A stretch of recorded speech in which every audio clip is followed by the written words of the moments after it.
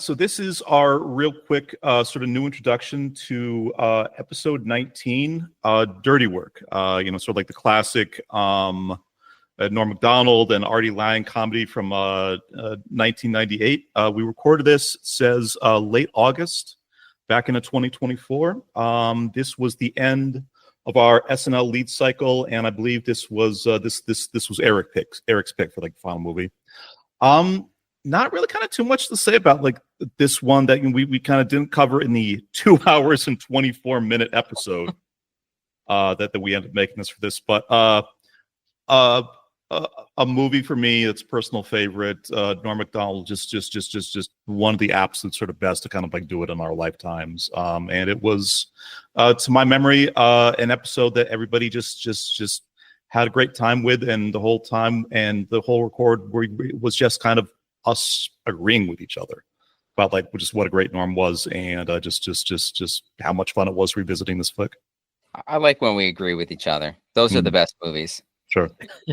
I'd like to make a note that the entire runtime of Dirty Work is 82 minutes. Yeah. Oh, right. I love it. I think we do bring that up where it's like those movies that fit into that like an hour and a half, like 90-minute, perfect amount of time for a movie, like frame. It's just that's a lot of the 80s movies we covered. Just like the merciful 93 minutes. Just you're in and out, and it's such a blessing, kind of just compared to like a lot of the bloat I think that you kind of get with like a kind of more modern cinema. It's the sweet spot for sure. Right. Yep. So we actually have Napone on this call. He's guesting on the recorder, doing like right after this. But any thought on a Dirty Work? I think you being a big Stearns fan, like this, if I remember right, was the movie that got Artie Lange on the show. Am I remembering that correctly? No. I mean, it brought Norm and Artie into the Stern show. But Artie was already on the show. Yeah, he was. No, he was. Not when Dirty Work came out. Oh, okay. Artie was. We talk about this on the episode. Oh, we do. I think what we're trying to say is you should listen to this episode. Set us straight. Right. I'm pretty sure. Or you can just rewatch Dirty Work 1.5 more times and probably have considerably more fun. I will say this: more entertained. For a movie that I watched back in college that I loved back then, it held up so well. And I think the thing that kills me the most is knowing the potential for the movie, meaning there was a lot of extra things that they had built into there that even some stuff that we recorded that just got cut out in the final cut, which kills me, and it'll explain that hour and 26 minutes. But it's a great SNL comedy with a lot of potential. I put it up there with kind of like early Sandler movies, maybe not as good as early Sandler movies, but it feels like just right in that spot. So. Very much of our generation, very much of our kind of it's a movie of its time. It's a movie of our time.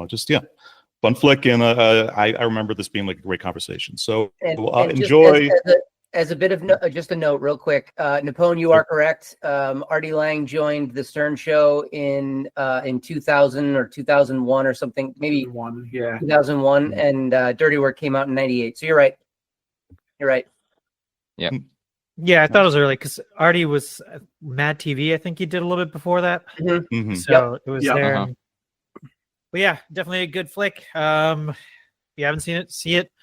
Don't see Opportunity Knocks. Just trying to keep our little episode up there going. Buddy, I think that's like the fifth most popular video on our channel. One of the worst movies we've ever seen, but yet that episode just keeps ranking.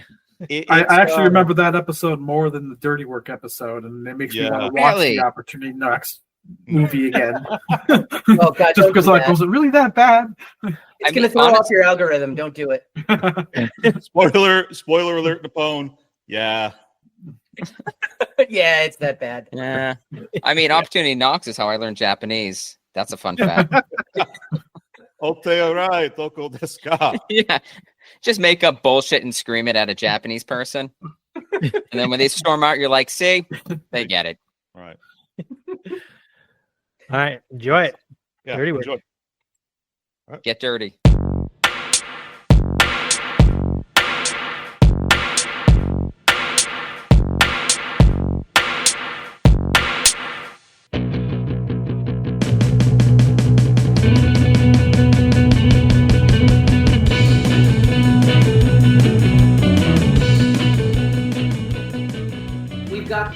next round of movies coming up are going to be superior sequels, and we've already got 3 of them selected, correct?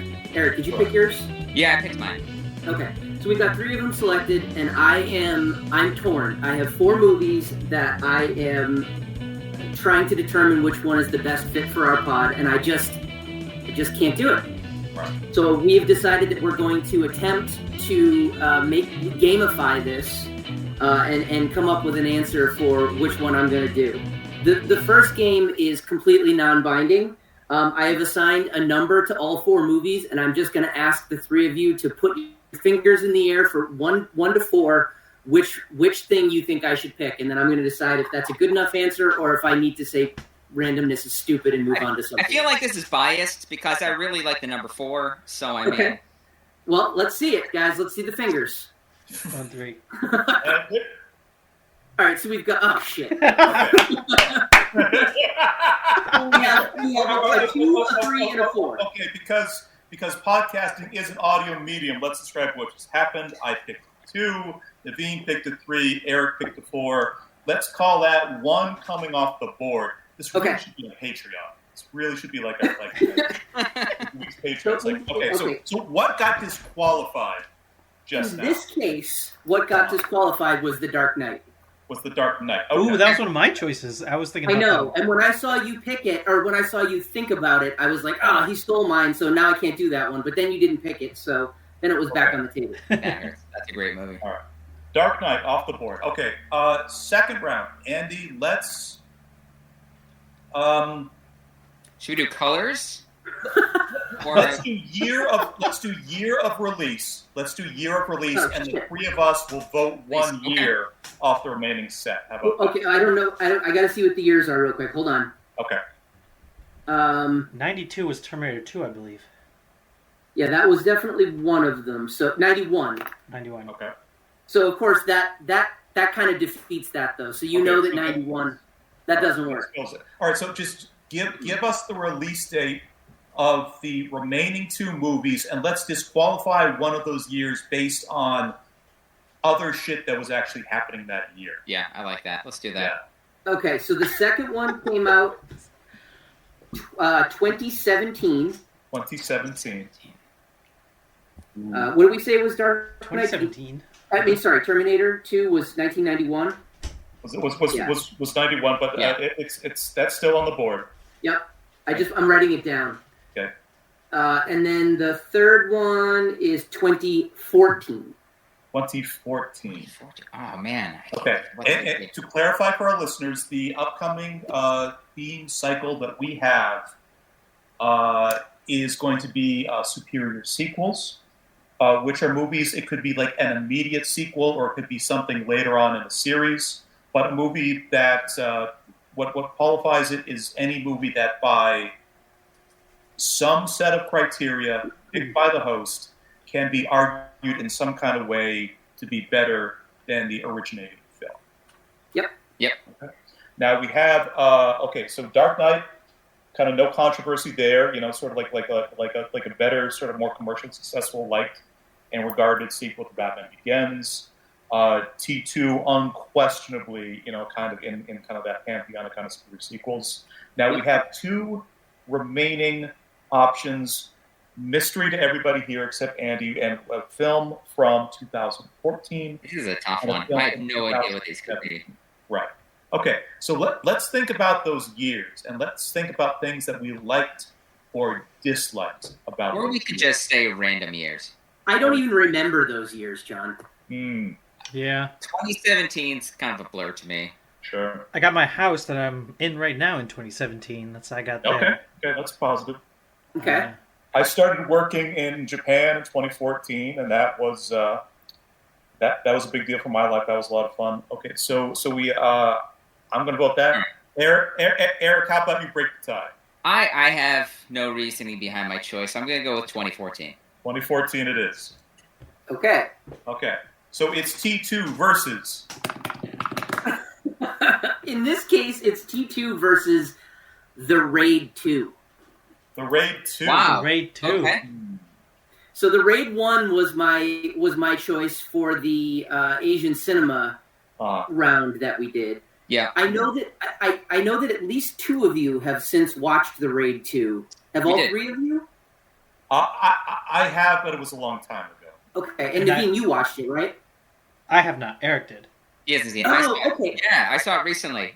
Okay. I think it's good. I think that's a fair one. Right. So that would have been from the way that we just did that. It's Terminator 2 versus The Raid 2. But I guess full disclosure now. So my list was The Dark Knight, Terminator 2, The Raid 2, and Blade Runner 2049. Oh, for fuck's sake! I really love Blade Runner 2049. It's so good. It's so good. And I'll be honest with you, not a fan of the original. I did not care for the first Blade Runner movie. Interesting. Didn't like it. Wow. Thought it was boring as hell. Fell asleep. Had to rewatch it. Did not like it. You watched it as an adult, or when? Yeah, I did. I mean, it was probably it was probably 10 years ago or so. I remember our high school chat kind of blew up. I think it was Justin who said first, I just went to the new Blade Runner. It's actually fantastic. You should check it out. And then simultaneously, a group chat I had of old Tokyo coworkers told me the exact thing. Denis Villeneuve, again, doing an impossible thing, even leading in to making a really, really good sort of Dune adaptation. Yep. A great Blade Runner sequel is something that should not exist under the auspices of any rational God, and like the whole time I'm kind of sitting there and moving like this is so good. It does. I want to do 2049 personally now. So for me, it was between Terminator 2 and 2049. Those were the 2 that I was really stuck on. Yeah. Of those 2. Okay. I want to do 2049 as well. Now that I'm thinking about it. Yeah. I was going to try to steer you towards that. I mean, because we all know T2 is just awesome. Okay. I'll compromise with you on this because I really don't want to watch Dune 2 versus Dune 1. I thought about that. I will take the new Blade Runner. I thought about picking Dune 2 knowing that you hadn't seen either of them. Yeah. And then you would have had to have watched both. God. All Eric does is hurt me. Dude, they're so good. You should watch them. They're so good. And now you understand and are sharing in. I wish this was a conscious thing for me, but it's in my DNA. Like it is in your DNA. I was built to disappoint, so you will never get any. I will not watch it. This is not an Eric thing. This is not an Eric's family thing. It's just there's something in your hometown in the fucking tap water. See, now that I know John wants me to watch it really bad, I will it never. Just makes it worse. Yeah. It's not happening. No. I'm probably in the minority here with it, but I actually like Dune 1 better than Dune 2. Ooh. Really? Interesting. Okay. That's an interesting call. I mean, both are great. I love Dune 2 more just for the sheer balls out 60s LSD fucking front to back weirdness of it. It's so weird. Sure. Yeah. It definitely is. But overall, I found the arc of it just to be your regular hero story situation. Hero turned less than hero, spoiler alert. Right. Yeah. But all right, well then, mark it down. Blade Runner 2049. That's going to be a good one. Sweet. Yeah. I've also not watched it since it actually came out in the theaters. I think it was back in New York, so this will be a real treat. Yeah, I mean, for myself, I think I'm going to have to watch both Mad Maxes just to really get an idea. It's not a bad thing. Nope. No, not a bad thing. Nope. I probably haven't watched them in, 20 plus years. Yeah. Probably 30 for me, honestly. Yeah. I don't know when they came out, but I saw them when they were relatively new, and then I don't think I've ever seen them again. Yeah.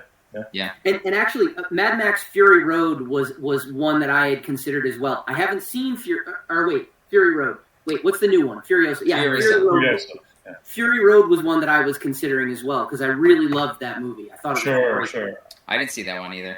Both great options. Furiosa was kind of just fine, but it had this just impossible task of kind of following one of the best action movies just kind of just Yeah, Fury Road was absolutely brilliant, amazing. Yeah. Maybe we save that for another down the road somewhere.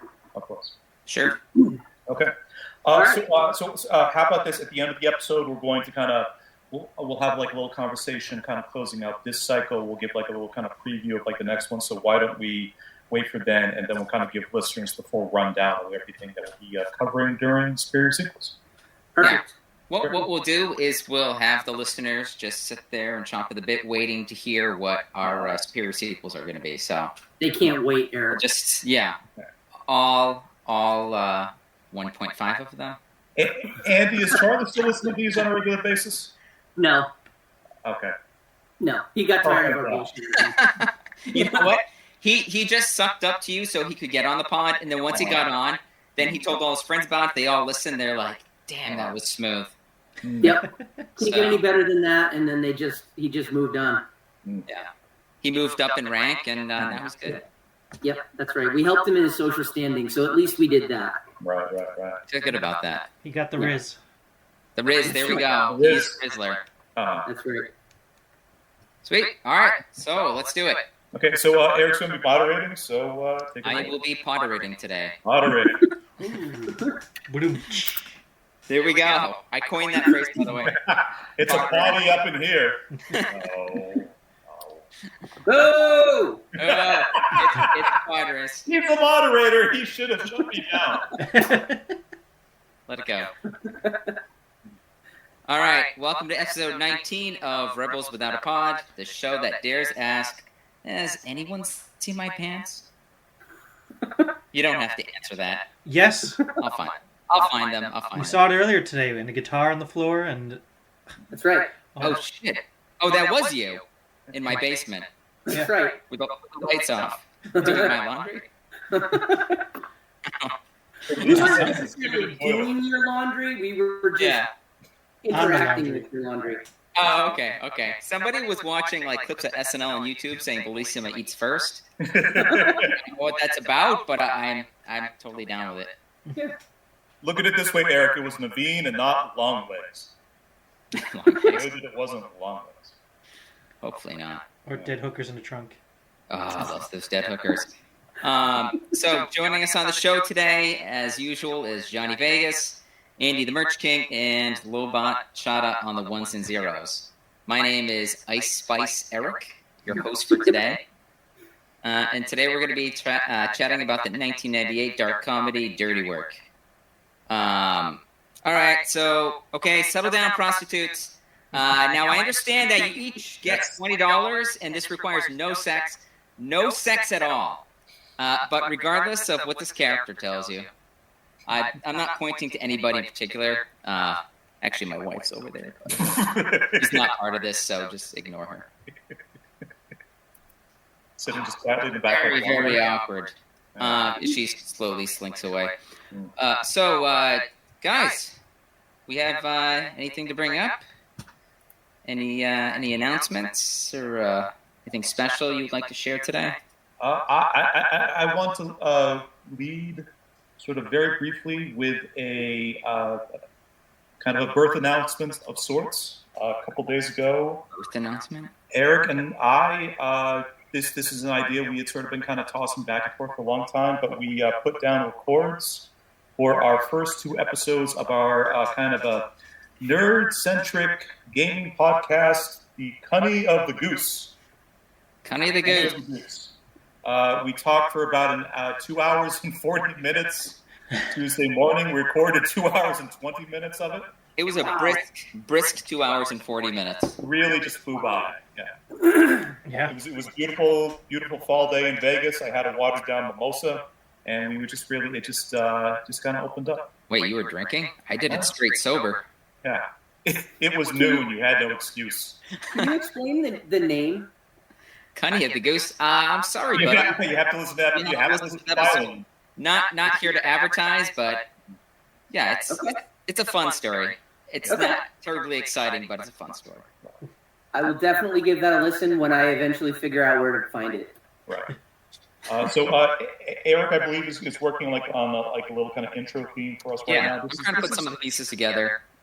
clean it up a little, and once we're ready to go, I'll put it out there. What we did is, it's kind of like we spent like an hour talking about kind of the concept of the show, where we came up with the name, chatting about just what we'd like to do with it, and just talk about fun friend stuff, some nerdy stuff as well. And that was like the first chunk of it. So we're going to treat that as kind of like the introduction to the show for like new listeners. And then after that, we recorded what we consider like, I don't know, episode 1.5 or something like that, which is we talked about our passion of the game Splendor. It's a board game. Passion of the Splendor. Passion of the Splendor. We both love. Splendor was just a game both of us just really kind of enjoyed and kind of bonded over it, and it was also a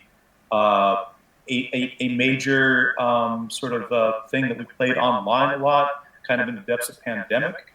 Yep. And it's just kind of like, the two of us kind of reflecting on the entire kind of purpose of the pod is for, just Eric and I to kind of get off some of our more kind of obscure news. John, you're giving away the whole game here, buddy. Come on. Okay. Yeah. They don't even have to listen to it now. It's done. Okay. So just skip 10 minutes ahead of the pod, because this is largely that part's largely like apologizing to the two of you.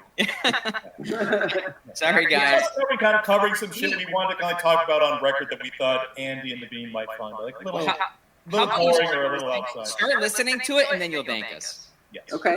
Yeah. We gave you 2 hours and 40 minutes back to your life. You're welcome. You're welcome. Much obliged. Yeah.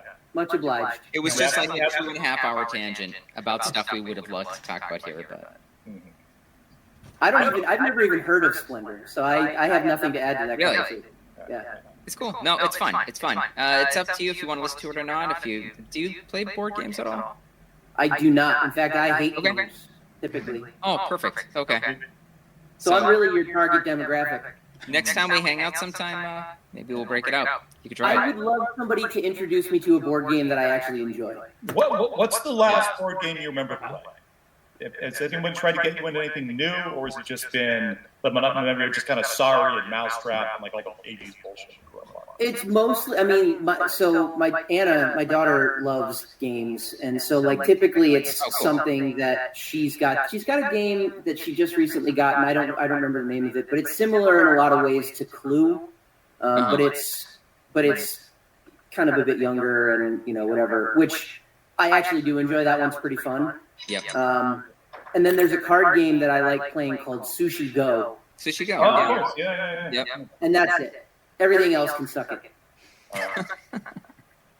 Naveen, how about yourself? I brought up to my memory a couple of board games out to Connecticut from time to time, and we had a good time. I remember we had a good time with monitors a couple of years back. Oh, cool. Yeah. No, I like board games. I don't play them often though, but definitely enjoy them. Yes, you've introduced me to a lot. That one, I don't know if Monstrosity is considered a board game, but there was that one. Oh, yeah.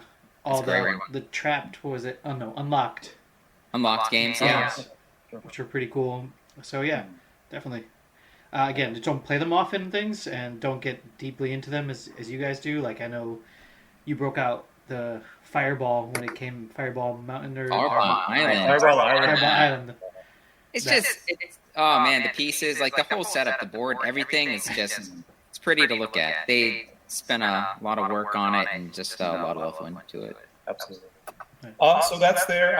Eric is like I said, kind of tweaking the theme music a bit, but we'll sort of dump those in the same kind of directory that I think we just have a regular podcast recording. Yeah. If you guys are kind of just curious to even kind of listening to even kind of more of our nonsense, please kind of take it.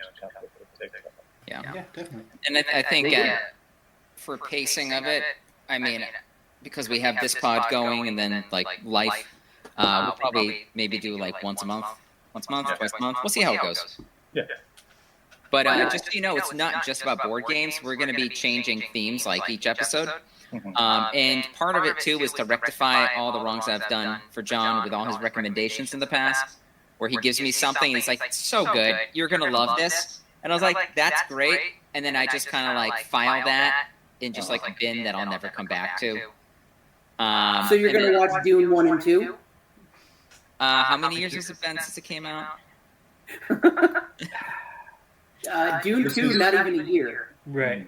Real? Okay, perfect. So at least 3 years. It's a 3-year minimum wait. But there's already so much stuff on the list. It might 5-10 years, maybe. We'll see. Okay, got it. Yeah, the first Dune came out 2020. 2020. Okay. Yeah, that's right. Yes. As long as one of you jokers doesn't fuck me over, make me watch it. In response to a weird little zombies. It's just so just like a little kind of preview. It's 2 hours and 20 minutes of just this kind of abuse. Sounds fun. The knife is already in my heart, and then on record 2 hours like on a beautiful Tuesday morning, it's just twist. John's like, the ice pack can't stop the hemorrhaging.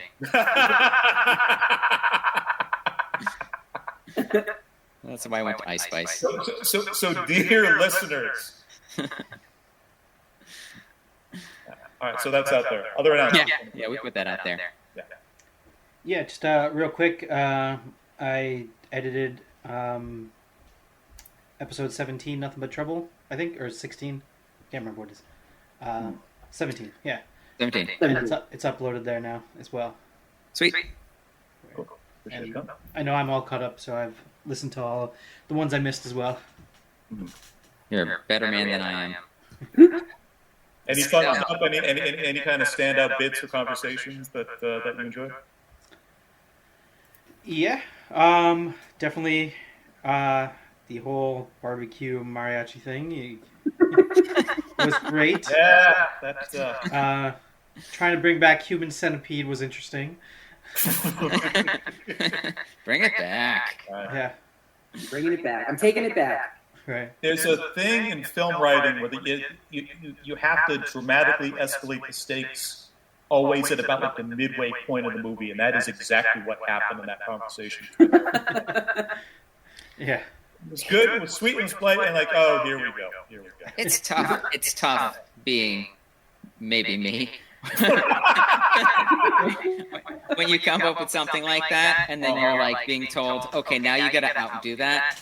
And so then I present Johnny's barbecue commercial contest. And then I'm told again, like, okay, so we need to top that. I'm not sure I have anything to top that. I'm sure there's something that exists that can top that, but... No, that was pretty good. Yeah, and the questions Andy brought up, too, that he asked Charlie and things were pretty neat. Yeah. Pretty good. Oh, man, that just... My whole family. I want a new family. I want to trade them in. I asked them all the 15 questions. Right. I was like, Ray's not going to know most of this because he hasn't seen these movies or he just doesn't know about these things. He got 2 of them. And Caleb got 4, which is embarrassing because I know he knows most of the stuff. He didn't know what Gremlins were. He's like, Gremlins? Gremlins? I was like, remember, like, 5th grade? We had your birthday. All your friends came over. You were watching, like, this, you know, like, kind of adulting movie. And I think what it was is they were just shocked that I had a projector in the backyard, so they were just making like boners with their hands behind the screen while we were watching it and saying. I was going to say shadow puppets, but yeah, shadow puppets without the puppets on their hands. How would you do that? Boing. I'll work on it later. Nobody can see that, but I'm just taking my pointer finger and just wagging it like a wet dog. Audio medium, dude. Put that dog rocket out. Yeah. So Naveen, glad you got a chance to like enjoy these. I certainly did not expect the high point and the most memorable, the most just kind of surprising, weird, memorable part of the Nothing But Trouble episode to be about an email I had written back in 2008. But here we are. This is what creativity is about. It all comes back around, buddy. Even better that you didn't remember it at all. That was fantastic. I love it. And I loved that look on your face when I read it, and you just look so fucking ashamed. Oh man. I didn't ask for that. I just thought I found this fun treasure I could share with the listeners. And then just reading it and that look on your face where it's just like, I'm like, first he's like, you're interested and it's all this, you know, exciting new thing that I found that I'm showing off. And then you're just kind of like, I could just see as I go along, and it's not even recollection, which is brilliant. Like you're like, oh, I remember writing this. God damn it! I can't believe you read it. You're just kind of like, where was I when I wrote that? I mean, like Alzheimer's runs in my family, and just even like the little just kind of whispers of it are so terrifying to me. I'm listening to this email. I'm listening to all the bullshit. I'm like 1,000% I wrote this. It's not even a flicker. There's not even like a little. Buddy, you have this insane memory. You pull up in so much detail these things I completely forgot about. Right. And the fact that I found the Mariachi email would sort of be in that bucket. The one thing. Because I remember we talked about it. Like after you, like I thought about this afterwards. And I'm like, oh, that's right. Like I had come back. Maybe I was in Japan or something like that for like visiting family or something. And I came back, and then I remember it's like, sorry guys, I could have been part of that. And you guys were so proud of what we came up with. And we had like a good laugh and got drunk. And then I guess you drank too much. No, I don't know. John was like, wait. They actually really liked it. It was really good. And it's super filthy. I'm just going to, like, cut this one out. Yeah. Thank you, AOL. What kills me, and I mentioned this before again, but, like, I have every email that I have sent to, received from friends going back to about 2006. I think I mentioned this, like, also in the pod. I kind of dug back through the emails. There were 2 more follow-up commercials. That's great. That's great. Another one by Steve, and like another like pretty good one by like our friend Nate, and it's just I don't know. Yeah. I don't know. Are they worth reading at some point, or do they pale in comparison to that monstrosity that you wrote? Should we put that question out to like the listeners? We could do that, or we could just do a vote, raise our hands.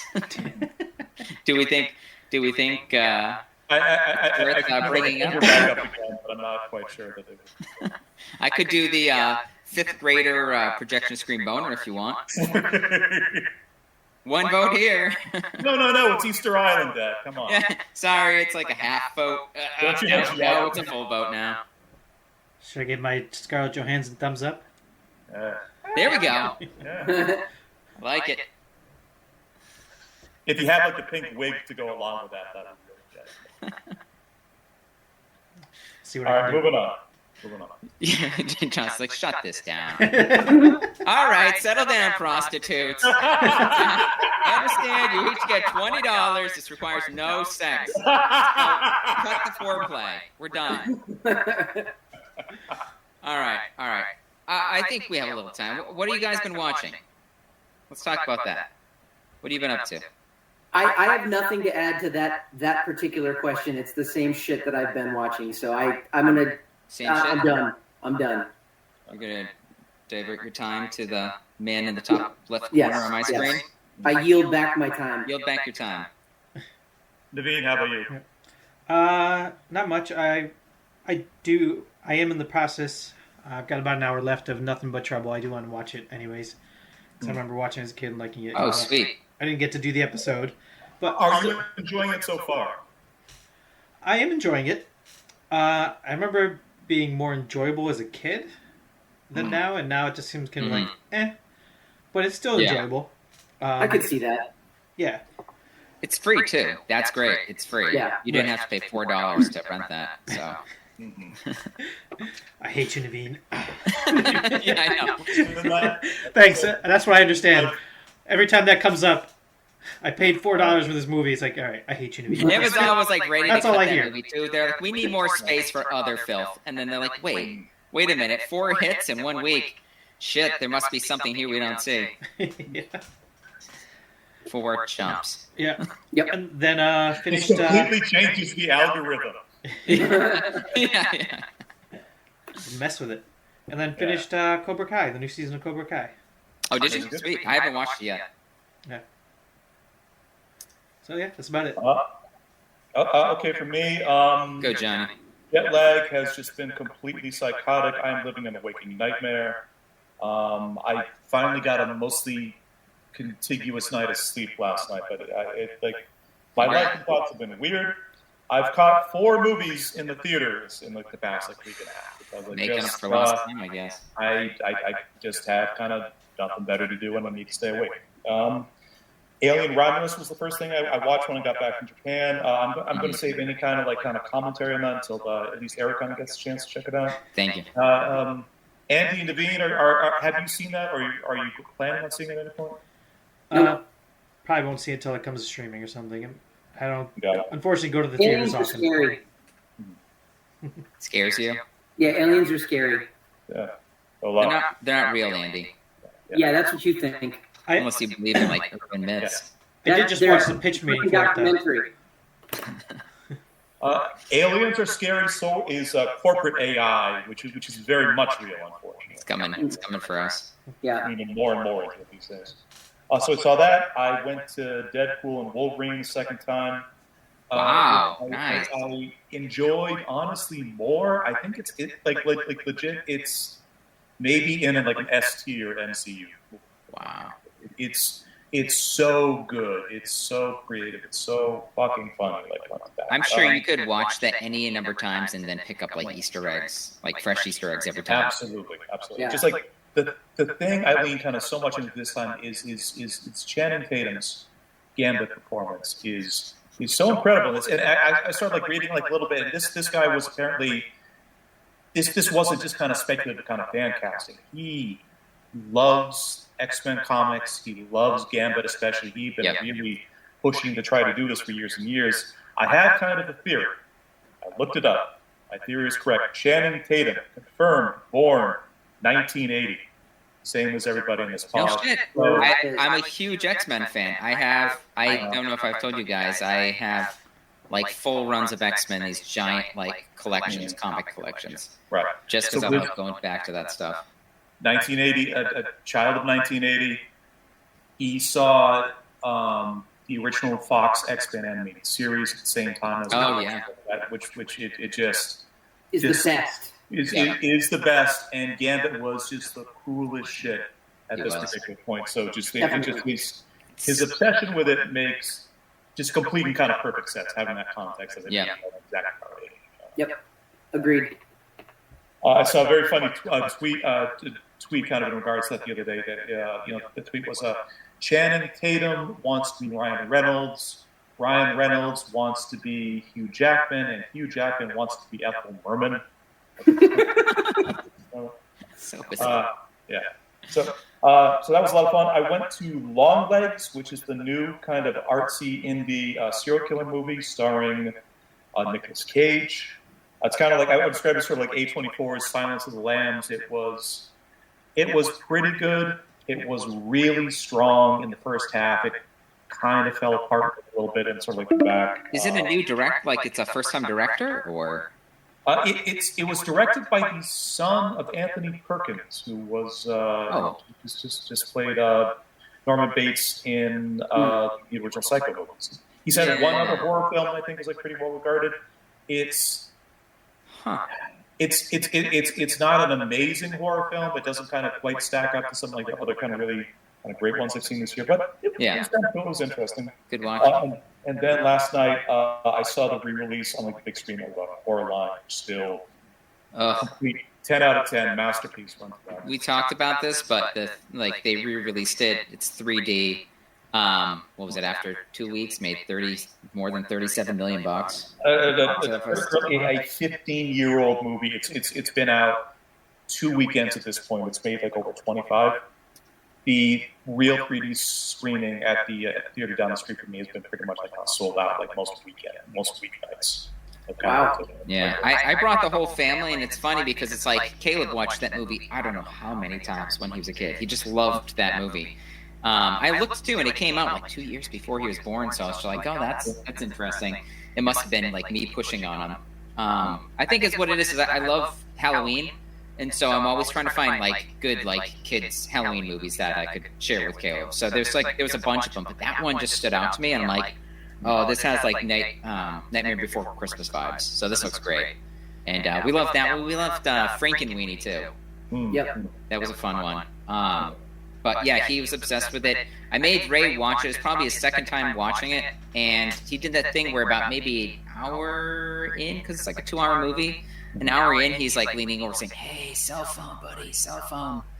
I'm dying here." And I'm like, "Just watch the movie." And then maybe 10 minutes later, he's just like right back in it. Right.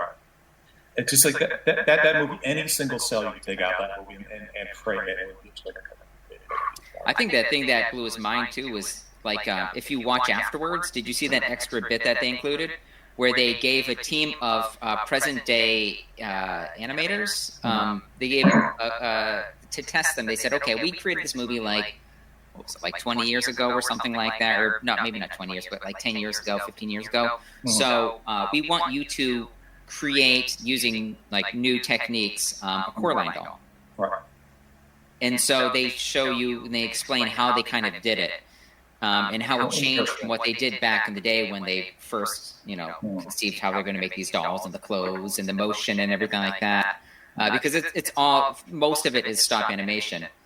And Ray's been obsessed with using stop animation software, recording his own videos. So he's watching that and he just goes to me, he goes, "So if I do this for real, I can make money?" And I was like, "If you do it for real, it'd be a really awesome hobby." There we go. Yeah, that's right. I don't know if there's money, but if you like it, just do it. Not a ton of stop motion animation out these days, but apparently there's going to be a new Wallace and Gromit movie. Yes, I'm excited. Yeah. Love all those movies. So, those are fun. It's just kind of shout out Blank Check did a really excellent miniseries on all the Henry Selick Leica Studio films like a few years back, starting from Nightmare Before Christmas, which most people assume was actually a Tim Burton film. So they kind of go from that to James and the Giant Peach to Monkey Bone, which is kind of unfortunate, but like the Coraline episode ran like 3.5 hours. Just everything that they put into like making this movie, they kind of break down. It's really fascinating. Yeah, I didn't realize Leica did Nightmare Before Christmas. Yeah, the team was involved with it. Yeah, I didn't know that. So did it become Leica after that? They weren't Leica at the time, I don't think. I think it was like some of the key people that worked there formed Leica Studios after that, because then they started producing stuff under the name Leica. I forget what the first film was that they released that was under Leica. James. Was it James? If not Nightmare, probably would have been James and the Giant Peach. I was going to say that, or they also worked on, they did Paranorman. That might have come out after Coraline. They did a few others as well. Did they do the second Tim Burton stop animation film? Corpse Bride. I feel like they must have been involved with that too, because it's the same kind of like techniques, style, like everything looks like very, very close to kind of that. It's definitely not like CG. So that's all I got on my side. Sweet. So the only thing I was going to bring up, I mean, I saw Coraline, but I also I was trying to kill time the other night. I watched the movie. This would put Andy to sleep maybe 5 minutes into it. A movie called The Ninth Gate with Johnny Depp. I remember that. Yeah. It's a Roman Polanski film. We saw that in theaters together back in UConn, if I remember. Really? Yeah. I remember nothing about it. I saw it because of my friend Steve. Steve told me about it. He's like, "You got to watch this movie. It's so crazy." It was like, he's like, "There's boobs in this, so you got to see like the boobs, and there's like these like really like dirty sex scenes." And I was like, "Oh, okay." And there's like other parts of the movie too. Okay, that sounds cool. Yeah, I'll watch that. I think it's good. I think it's a good movie. It's not a perfect movie, but it if you ever saw the movie Chinatown, it has Chinatown vibes all over it. It feels like it's the same vein as Chinatown. I didn't watch Chinatown until years later, and I didn't at the time, but maybe the connection. Yeah, that's a good film too. But I mean, the thing I like about this is I love things that are mysteries. This one though, for some weird reason, feels like a book, or like I know it's based off a book, but it feels like a point and click game for like PC games, where it's like you enter the screen or you enter this like room or something, and there's people there around you that you can talk to, and you're being given this task that you got to accomplish. Like, I have this so the whole premise of the movie is like this guy has this book that was supposed to be like written by Lucifer himself or whatever, or the devil. There's only 3 copies that exist, and one guy owns a copy, and he's trying to figure out if the other 2 copies in existence are originals or are they fakes? Like, which copy is, the actual original one, or are they all the originals? And so it's Johnny Depp goes and flies around Europe, and he's trying to figure out how he can see the copies, and then he's being told, okay, now you have to do whatever you can possible to get that book. Right. Meaning, like, steal, kill, set fire. There's just kind of everything has these different segments, and everything kind of has like a mission or kind of a fetch quest. Yeah, and it's not like it's there's zero comedy in it whatsoever. It's pretty serious, but it's cool to see a movie where it's not like idolizing Johnny Depp.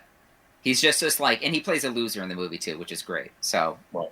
He just doesn't overdo anything. It's just like he's totally believable as the character he plays. And I was like, I should have done more movies like that. Right. But if you ever have trouble falling asleep at night, Andy, just throw this on and sleep like a baby. Naveen, do you remember anything about this movie other than watching it? Me? Oh no, he's asking me. Not too much. I remember that it was, he's trying to find this book of Lucifer, and that. Right. The most memorable part was actually the ending when I think he actually opens the 9th gate and he walks through. Oh yeah. Doesn't he actually eat a bunch of like mariachis like right after he kind of goes through? Jesus. No, Newman hadn't made the barbecue sauce yet. That's why I blocked it. That's why I blocked there we go. There it is. There it is. That makes sense. That flavor hadn't come out yet. Mariachi flavored? Yes. Caliente. Smoked mariachi. Nice. All right, so I think with that, let's get into it.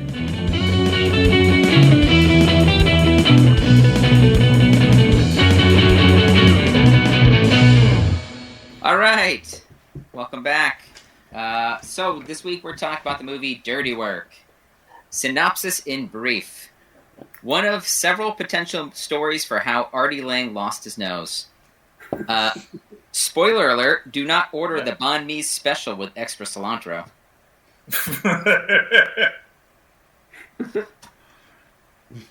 All right. I'm not even going to explain that joke. I'm just going to leave that one there. Watch the movie. Leave it there for you. It tastes like soap to me anyways. I'm not going to order that. So, Dirty Work, dark comedy directed by Bob Saget, starring Norm Macdonald, Artie Lange, Traylor Howard, and Christopher McDonald, the guy that played Shooter McGavin in Happy Gilmore. There's also tons of other appearances from, let's see, who was there? Chevy Chase. You have a list if you want. Don Rickles, you got the full list? Yeah, I do. John Goodman. True. Jim Downey, Gary Coleman, David Koechner, Adam Sandler, Chris Farley, Fred Wolf, Norm Macdonald, Artie Lange. Chris Farley's brother's there too. Oh yeah. Yep. Big names. Mm-hmm. Jim Downey plays the middle homeless guy. He was Norm's co-writer. That's right. Andy shared all those clips from the podcast where he just was kind of talking very sort of sentimentally about kind of working with Norm. Yep. Mm-hmm. Yep. So this was the first film in which Norm Macdonald and Artie Lange both played starring roles.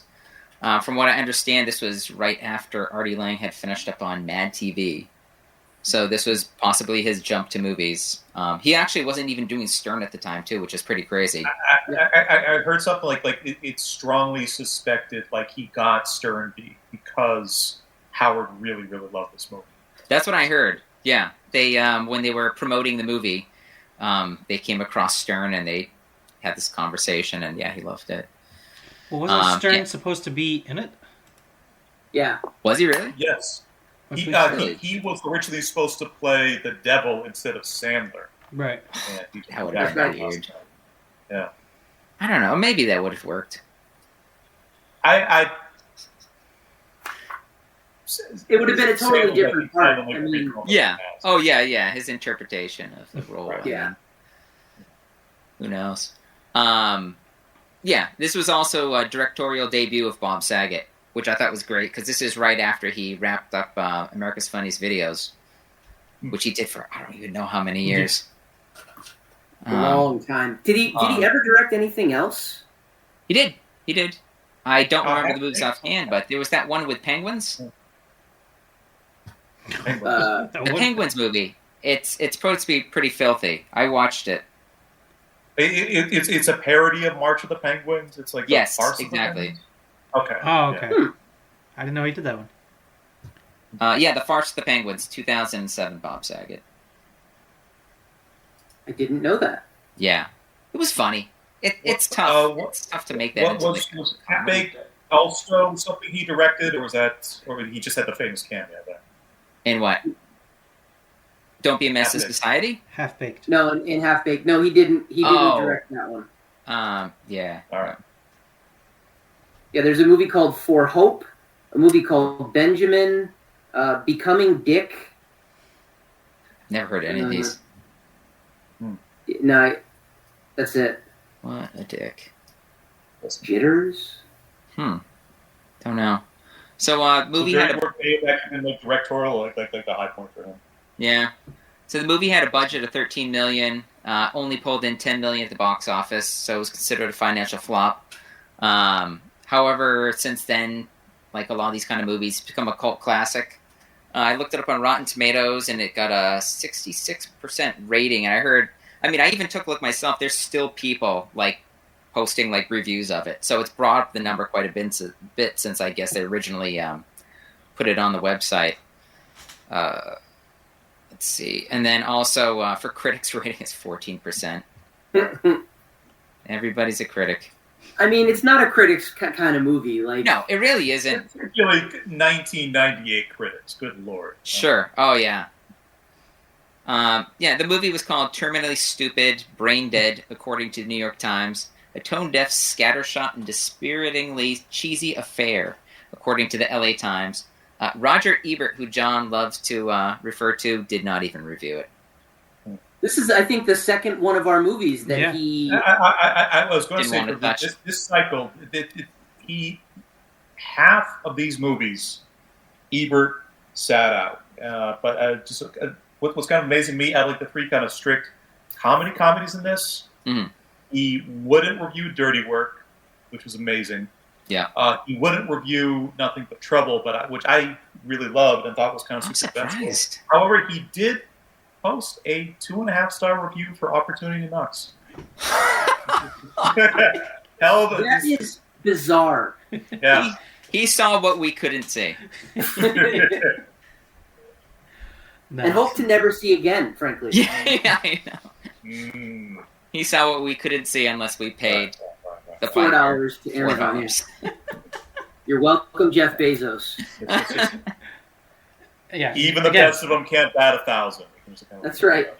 Every time I hear the rental of that movie, all I hear is, I hate you, Naveen.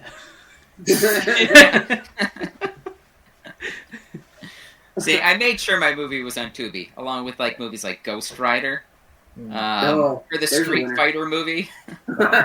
So, you're welcome. The one where Van Damme was coked out the entire time they made it? Yeah. Sweet. Oh, man. So, before we get started, we talk about people's impressions of the movie. I kind of want to talk about Norm Macdonald a little bit. Absolutely. I think the key thing to bring up here is when he was on SNL, really like the golden years. There's so many good comedians that came out of that time frame, which was 93 through 98. Yep. For most of it, Norm Macdonald was the Weekend Update host from 94 to 97. But there were so many people that he worked with, and it's great because at the start of his time on SNL, he got to work with like Mike Myers, Dana Carvey, Chris Rock, and then from there, that's when like all these other comedians that we grew up, or SNL comedians that we grew up watching, started showing up. Chris Farley, Kevin Nealon, David Spade, Sandler, and everybody Sandler adjacent was where we're seriously, yeah. Catan, Will Ferrell, Molly Shannon. Terry, all those guys. So I just like to take a moment here, just see, talk about this. Any fond memories of SNL from that time, growing up watching it as a kid? Any of your favorite sketches or the characters you really liked?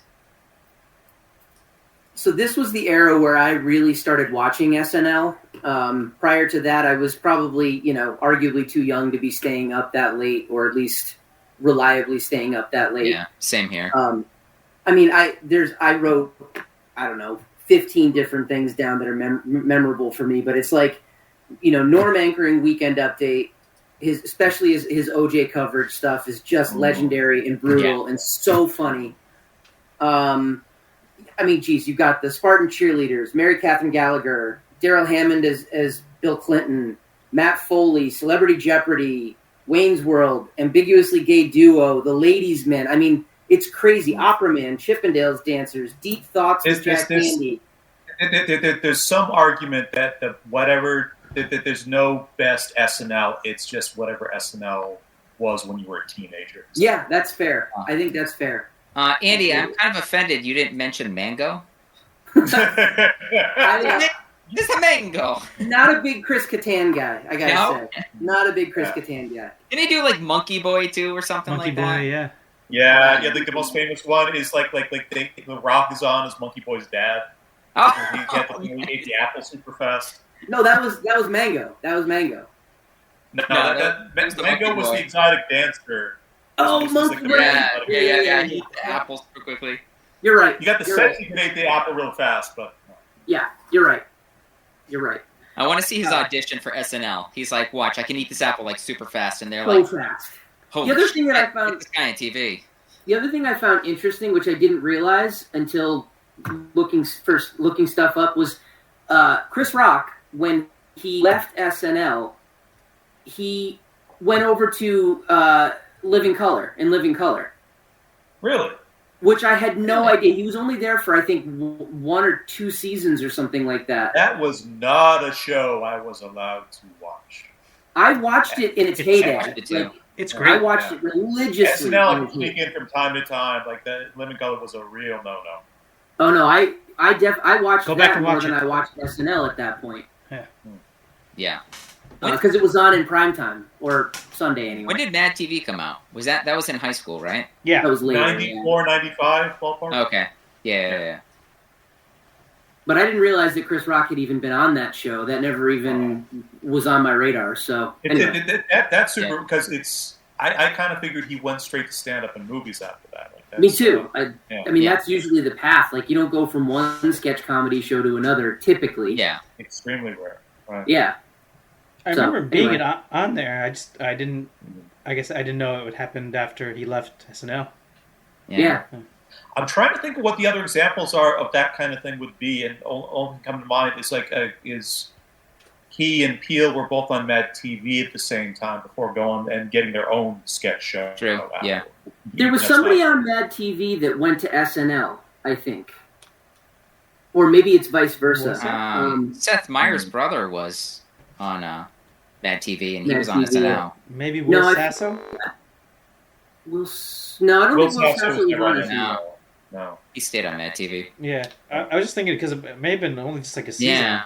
I think it was short-lived. Maybe it's like a lesser-known comedian or something. One sketch I want to bring up that I'm very happy, it was 1998, but did you guys ever see the one with Will Ferrell? Cameron Diaz was the guest. And it was called, I had to look this up, it's called the Jingleheimer Junction. It was a kids' TV show. All about friendship. It's like the four hosts are all wearing sweaters that spell out "fuck," but they're standing in a row where it's where the letters are all mixed up, and they keep on like almost kind of standing like. Will Ferrell's the new friend, and they're like, we want to. They have the letters like UCK, and they're like, oh, we got our new friend here today. Oh, and he's like, hey guys, and he has like a big F on his shirt.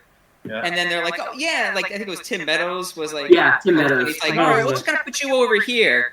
And then they said, all right, we're going to introduce our new friend. And he gets kind of marching his way as they're singing their songs right at the front of the line. they're like, yeah, but he's our new friend. He should be at the front. And he's like, dear God, get to the back.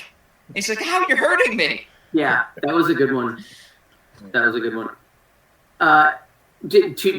Just to go back real quick, Taron Killam is apparently the only guy that has appeared on both Mad TV and SNL.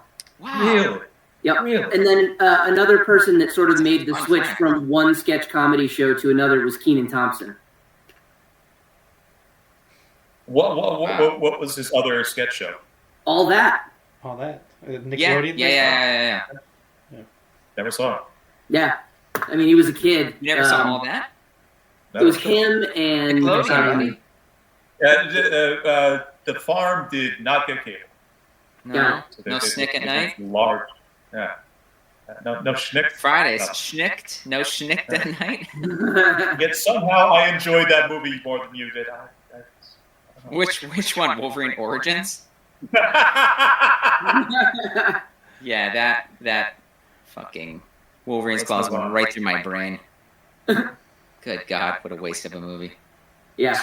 That's what kills me too. I'm like, who was I telling? Like, you should really see. No, I told my parents. I was like, yeah. They're like, we want to see the new Deadpool movie. We can't wait. And I said, well, two things like going into you should probably be aware of. I'm like, one is like if you know the Time Police, like if you watch the Loki TV show at all, there's like the Time Police. So keep that in mind. Is this a conversation you can seriously have with your parents? They were like, I told them how good it was, and they're like, yeah, we already decided we're going to go see it. They haven't seen either of the first two movies yet. They like Ryan Reynolds. He's a likable guy. He really is. Yeah. So they saw that one that was that last movie he did. It was like The Nice Guy, Mr. Nice. What's that one where it was something like he's in a computer game or something like that. Free Guy. Free Guy, thank you. It's not Free Guy, they liked Free Guy. Free Guy was great. Yeah, I never saw it. It was so fun. It's such a fun watch. Yeah. I told them this was dirty. They probably shouldn't watch it, but if they're going to watch it, at least watch, first season of Loki, which they had seen a couple episodes, so they were aware of Time Police, Time Patrol, whatever they're called. TVA. And then, thank you. And then, also, I was like, there's this really awful Wolverine movie that I suggest you don't watch, but you should just be aware that it exists. And so some of the callback characters or things are from that movie along because they know who it's a long way to go for a 15-second in joke. Sure, but I want them to be in on the joke too, Johnny. I don't want them to be the joke. At least you can have the if I want to get my parents interested in a movie I've seen, it has to be something like The Death of Stalin or Tar. That's fucked up, man. That's Cider House Rules. Guys, you should watch Cider House Rules. And then after that say, yeah, I did all those things. And they're like, pig. And the little context of that, they almost filmed Cider House Rules at Hayward Farm. What? In the conversation, I could have met Shelley Stone. Didn't have. No, I could have met Michael Caine. God in freaking heaven. Oh man, that'd be awesome. Why didn't it happen? They were just like, okay, the farmhouse, my parents' farmhouse, the thing was built in 1790, and they were scouting. They're like, oh, this is good. Well, we got to knock down a wall here. My parents were just kind of, yeah, well, stuff. That's history. I remember you told me that story too back in the day, and it was because I was like, hey, John, I discovered John Irving, so I've been reading John Irving books. And I'm like, maybe I'll read Cider House Rules. I don't know if it's good, but what do you think? And then you're just like, so, funny story. And I was like, Jesus Christ. Your parents, man. That's a story to tell. Sure. I mean, nobody remembers the movie, but it's like, hey, wasn't it? Who was the lead in? Michael Caine, Tobey Maguire, and Charlize Tobey Maguire. Okay, it was Tobey Maguire. Okay, cool. Yeah. Oh man, you could have met Spider-Man. For me, this decade of SNL, obviously, just kind of grown up, being a teenager, all these things are just kind of funny, memorable, but sort of looking back, Norm, overwhelmingly for me, the most funny, the most interesting, kind of the most important. Norm, I kind of didn't get at first. I remember kind of seeing his Weekend Update stuff, and like the thing that kind of didn't quite click for me, like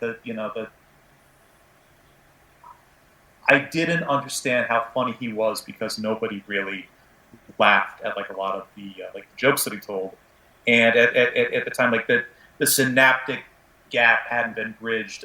That doesn't necessarily mean that he's not funny or he's not doing something very kind of weird and interesting and smart.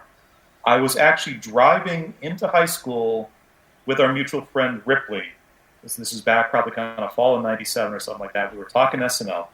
And sometimes I think this is why it's good to have friends interested in some of the same art that you are, because sometimes like the really great stuff, occasionally you need somebody kind of like explain it to you, but sometimes you just need someone to point it out. Hey, this thing is actually really, really good. Just look at it from this angle. Mm-hmm.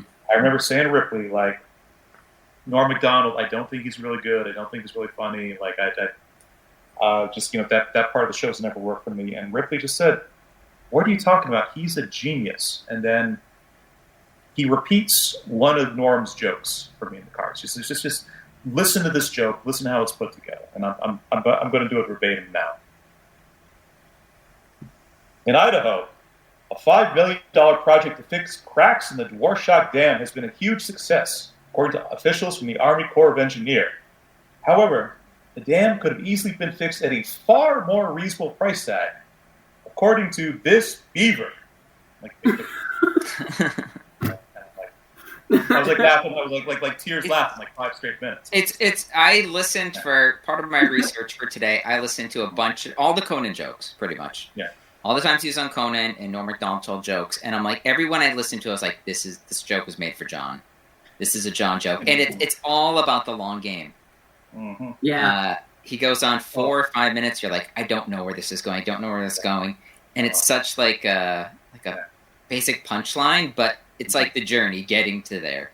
Right. Just to find out that it's not like this big, huge laugh out loud joke, but it's like a master at that. So that's my favorite. That's my favorite stuff of his is when he draws out jokes to the point where you're like, I don't even care what the punchline is. Yeah.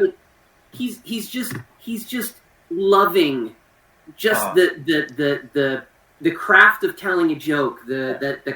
He just is so happy in those moments. I love that shit. But that's the thing. Yeah. He loved humor. He loved jokes and comedy so much, but at the same time, he so did not give a fuck what the audience thought it was. And it just like it kicked in a big philosophical thing for me and how I kind of think about being funny. It's just like Norm's whole kind of like the mental model was like, do I think this is funny? That's what's more important. And maybe I bring my friends in for the ride, and then after that, maybe I bring the audience in live. But just like if I think it's good, then it's fucking good, and I'm just not going to listen about it. I'm not going to worry about the rest. I was going to say, did you guys read about that show that he did in Iowa? No. It's this big thing that happened where they said that Norm Macdonald got banned from Iowa. Not officially banned, but just about banned. So what it was is they were having this, I believe it was like this big fundraiser or something like that the governor had set up. And he invited all his family, all his friends, all the people from like the golf course that he used to golf at, like everybody. And there was like, I guess they were saying like 1,000 people or so there.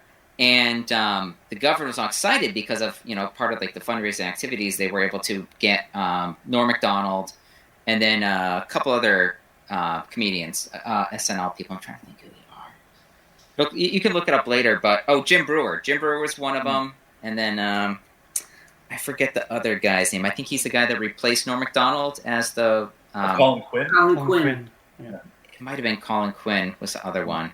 And so they all go, and then like the first 2 guys, they do like their opening acts, and they know it's like family. It's like a lot of families there, so they go and do their things. I guess earlier in the day, Norm Macdonald he was huge from SNL at the time. I don't remember what year this was, but this was like at his prime of his career. So he was the big draw for this whole thing. They're like, oh my God, Norm Macdonald's here, and like the governor of Iowa took him out golfing, and and Norm Macdonald was just like, this. He's like, I don't play golf. Golf is some shitty sport. Like I don't even want to be here. And so he's just like half in it the whole time. But the thing is they get him up at the stage. He's the main act. He comes out and he does the Norm Macdonald thing where he's not going to sacrifice his whole thing because it's family night. So he leads in saying like, oh, it's great to see everybody here. So, yeah, so I was having sex with my wife the other night. And then immediately everybody just, it kicks in, like all these kids, like young kids, like this is a family event at an Iowa governor's ball. Yes, it's in Iowa, for Christ's sake.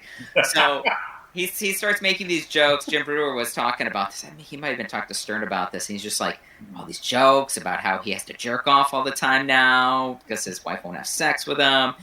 And just these awful, filthy jokes. And at one point, too, he notices he's losing, like, his audience. And he's just like, what were you guys expecting? You think I was going to be making, like, these fucking Pollyanna jokes? Like, he's like, all right, just sit down. So he keeps doing it. Apparently, 80% of the people walk out. The other 20% of people that stayed, all college students. Yeah. All howling and losing their mind. Yeah. That makes sense. Yeah. After the show, the governor... How much better must it have been for those asshole college students, if for some godforsaken reason I had gone to school in Iowa and I had been known, how much better must that have been with 80% of the crowd fucking leaving? Yeah, I'm going to the front row. Absolutely. But yeah, I guess the governor was so embarrassed because so many people complained about it. It was in the news. He was trying to get Norm Macdonald officially banned from the state of Iowa for this injustice that was done to him. So I thought that was amazing. Because he'll do a set like that, and then, who was it? Was it Bob Saget's roast? Where he just did all, like, clean jokes. Clean jokes, yeah. That's right, yes, that's right. Nobody in the audience is laughing. All the pro comedians on the dais are, like, falling out of their chair. That was really fun. I forgot about that. That was hilarious. Yeah. My favorite version of that is supposedly, like, Norm was invited to, like, the ESPN Awards once and only once, and he was there as the MC. At one point, I don't know the guy's name, but he had to call, like, a Heisman Trophy winner up on stage to present something. And he was like, "Oh wow, you're a Heisman Trophy winner, huh? That's amazing. That's such an incredible honor, and they'll never take that honor away from you, unless you do something crazy like kill your wife and a waiter or something like that." But that probably.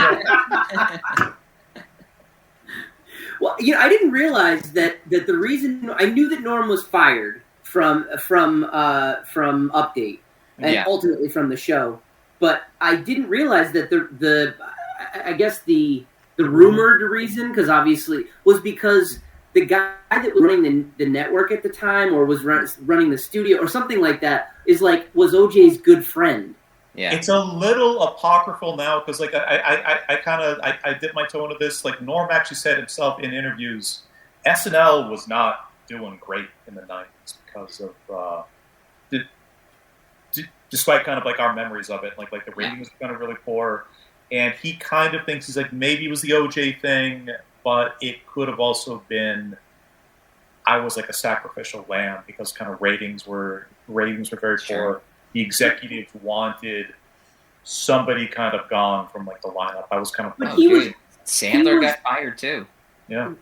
Yeah, but he was. I mean, Norm was obviously an Update at the time was obviously one of the high points of SNL. So picking somebody like him for any reason other than somebody was pissed at him or didn't like what he was doing or whatever, it doesn't make sense. It just doesn't track.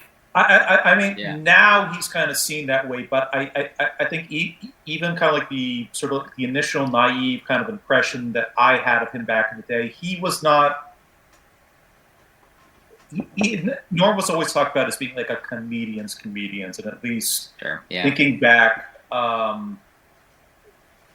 people who liked him, but he wasn't like a. We'll cover this like a little bit, kind of like later. Yeah, I was going to say in the next segment we can talk about this. The next question. If you want, it wasn't like people weren't kind of doing like cartwheels in the aisles from like his Update stuff. He was really kind of like he was a very strong hit or very strong miss for like a lot of people. That's true. Yeah, I mean, I guess. Let's just jump into it. I think the next question kind of feeds into where we're going with this too. Dirty Work came out in 1998. That was about 2 years after Happy Gilmore came out. Mm-hmm. And Happy Gilmore was a commercial success. Yet Dirty Work, which had all the same elements, I feel, as like Happy Gilmore, it wasn't. It was a flop. Even Chris MacDonald, the guy with Shooter McGavin, was in both movies, which you would think like people would, associate him with Happy Gilmore. This is going to be a nice, fun SNL kind of movie. And then, it just didn't work out. So I guess in your guys' opinion, why do you think maybe Happy Gilmore or even Billy Madison is considered like a more memorable movie than Dirty Work? Andy, Naveen, I'm going to sit this one out because I don't particularly like Happy Gilmore that much, so you guys... Really? Whoa. Okay. Interesting. Go ahead, Naveen. You start. Yeah. Well, a couple things here. I mean, one being that, Happy Gilmore did well coming off the rise of Billy Madison. Yeah. So there was that. And I think the other side... Billy Madison, and Airheads, and they're all going to laugh at you, and the Hanukkah song. Oh, yeah, that's a good point. Yeah. It's all kind of around that. A lot out there in the culture back then. Yeah. And so, with that being said, Christopher McDonald being basically the villain in both the movies, it was just like, all right, we've kind of seen that. He kind of plays the same character, basically, but just different professions and different things. The other part is, we've talked about Norm Macdonald and his jokes and his delivery. As we mentioned, he wasn't that popular. Some people got his jokes, some people didn't. Yes, Weekend Update was definitely a highlight, but out of all these sketches and things you mentioned, Norm Macdonald was hardly or not even in any of those. You're right. He didn't have that popularity of doing all these sketches like Adam Sandler did. Adam Sandler doing all these other sketches, Weekend Update sketches, other sketches outside. Characters. He didn't have recurring bits that he was famous for. It was just like the update show. Weekend Update is what he's most memorable for on SNL. So he didn't have that following, which obviously wouldn't make this movie as popular coming off of that. So I was trying to figure out that whole Burt Reynolds and the Jeopardy sketch. Was that prior to this movie, or I don't even know? Because he got fired like months before the movie came out. Daryl Hammond and Will Ferrell. I feel it was like in college, maybe. I don't know if it was in high school or college that we started doing those impressions. Maybe it was more in college when we were getting our hands on like actual clips and stuff like that. We could just watch them over and over again, as opposed to when they came out. I think that must have been pretty late in his tenure because Will Ferrell and Daryl Hammond were in at that point. Yeah, kind of like the Sandler adjacent people kind of must have just sort of kind of wrapped, kind of being on the show. Yeah. What do you think, Andy? Well, so I guess I would second some of the things that Naveen said. I wrote down Sandler, at least for my money, is a more charismatic leading man than Norm. At least to the masses, I guess I would say. He would be the more palatable of those two. I think that Happy Gilmore has more heart than Dirty Work has. Yeah. Dirty Work didn't... It was like Dirty Work didn't pull any of its punches.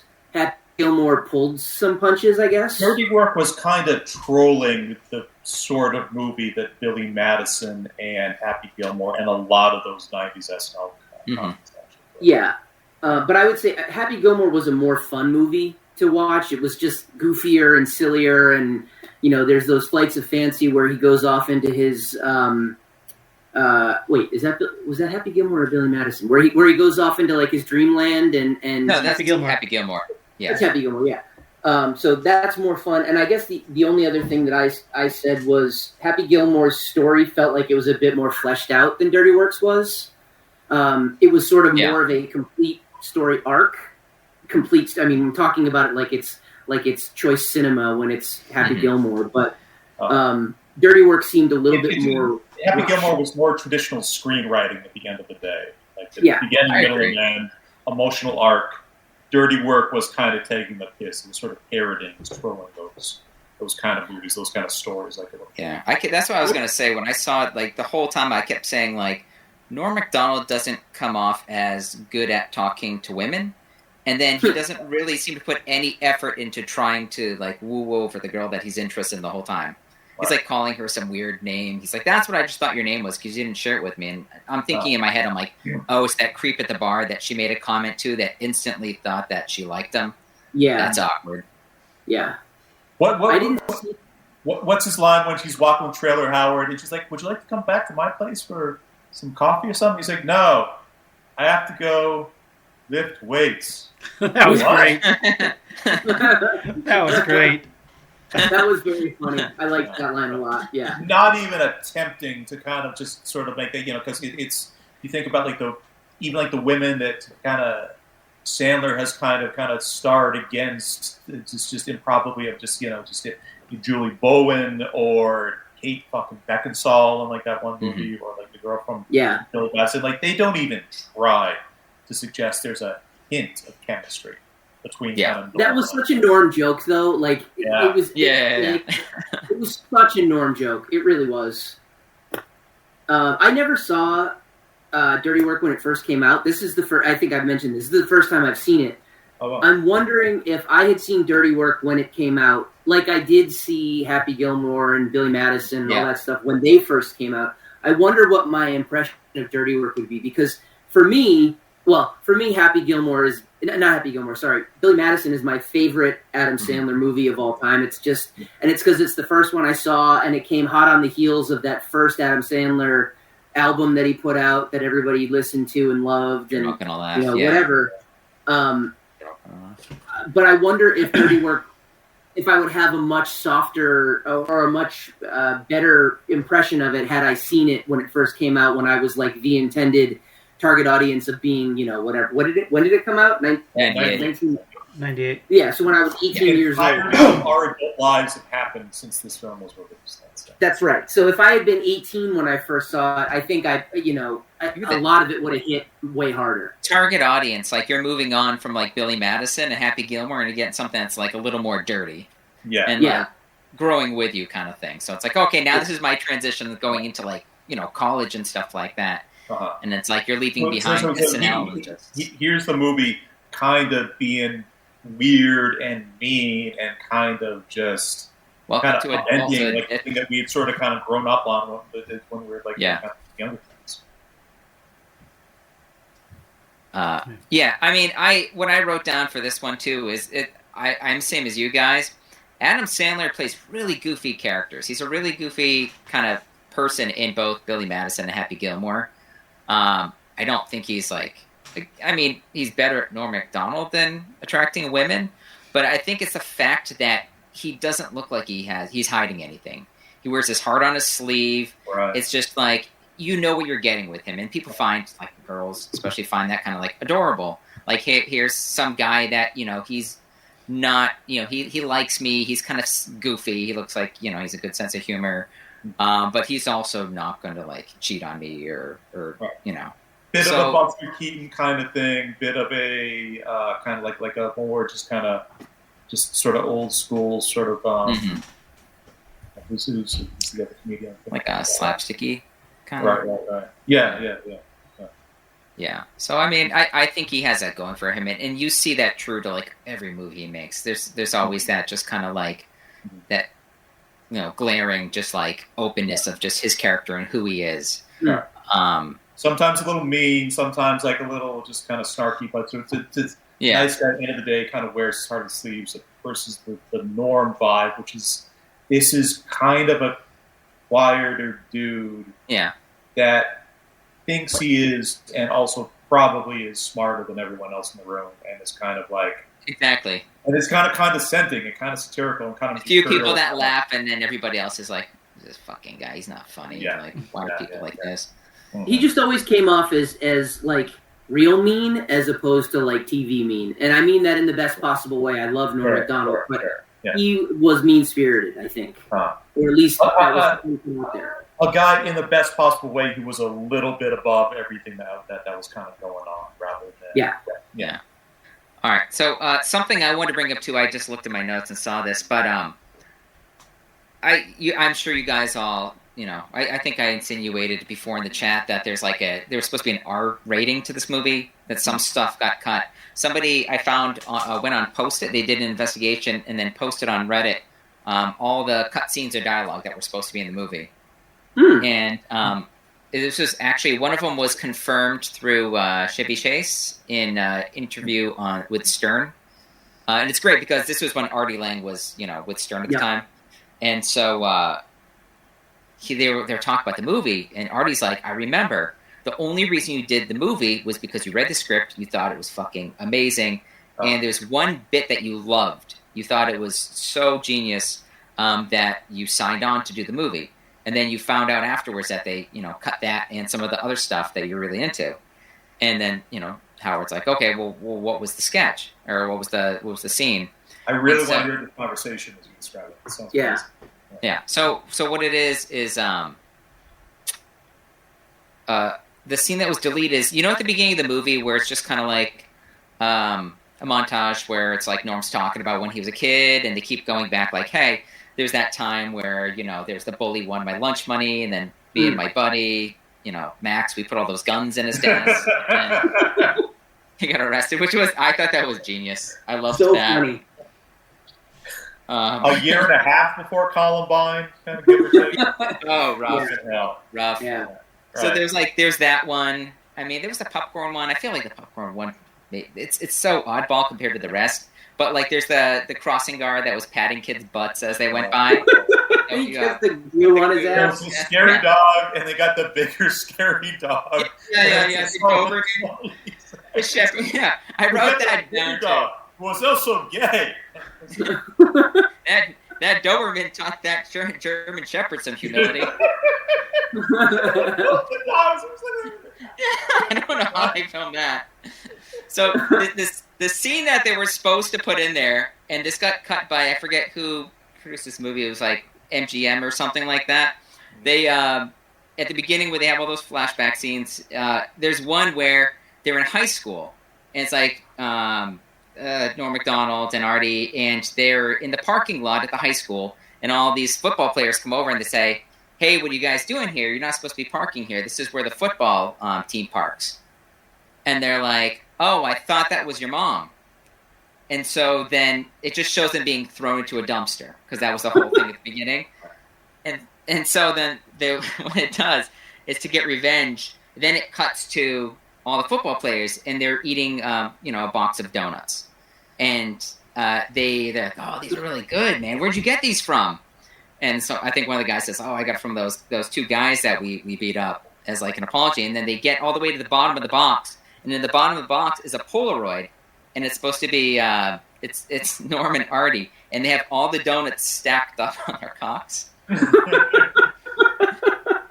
And so they're both sitting there. They're supposed to be like this, like proud of themselves. Where they have, hands on their hips, and they're pushing their chest down. And they have these. And I guess they actually filmed that scene, but it never got put in.